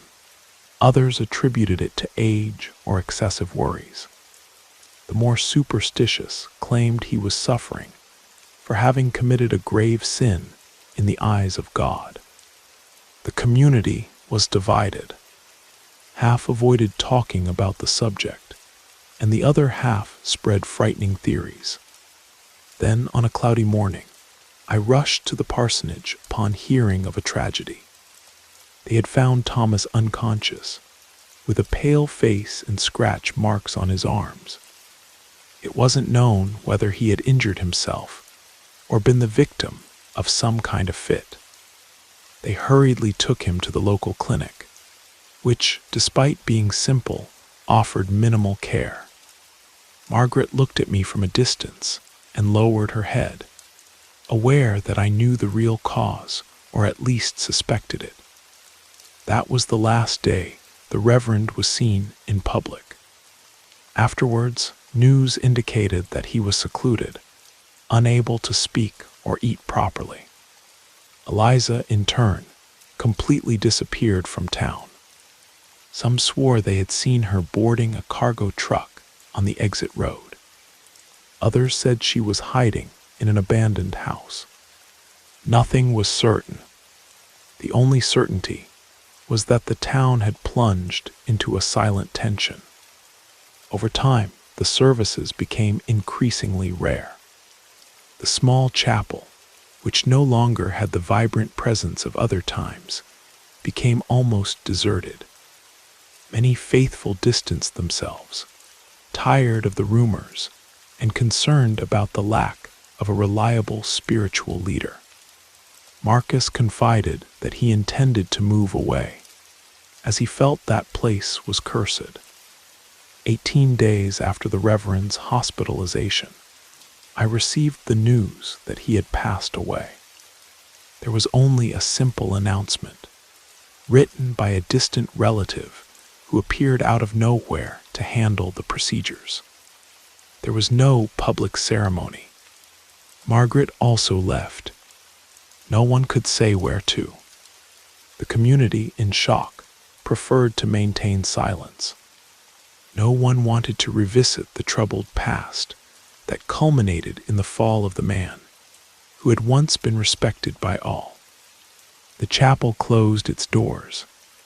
The few religious paintings that were there were collected by older residents who wanted to preserve the religious memory of the town. But no one had the spirit to resume activities. Some said it was just a matter of time before everything returned to normal. But most knew the rupture was definitive.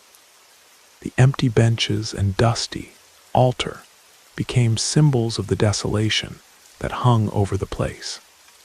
Today, I continue in the town, working on my piece of land as I've always done. But the memory of what happened is my shadow. When I pass by the old chapel, I feel a shiver as I recall that I participated, albeit hesitantly, in something that could have destroyed several lives. I still wonder if everything wouldn't have fallen apart anyway, but deep down, I carry a bitter sensation of responsibility. I'm not sure if there was indeed any supernatural intervention, or if it was just guilt itself that corrupted Reverend Thomas from within. In my heart, I pray that one day I will find forgiveness, if not from God, at least from myself, for the acts I committed in the silence of that night.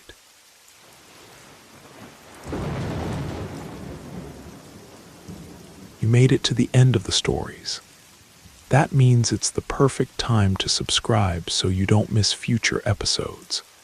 And if you haven't already, leave a like and drop a comment. I'd love to hear your thoughts. Have a great time relaxing, and good night.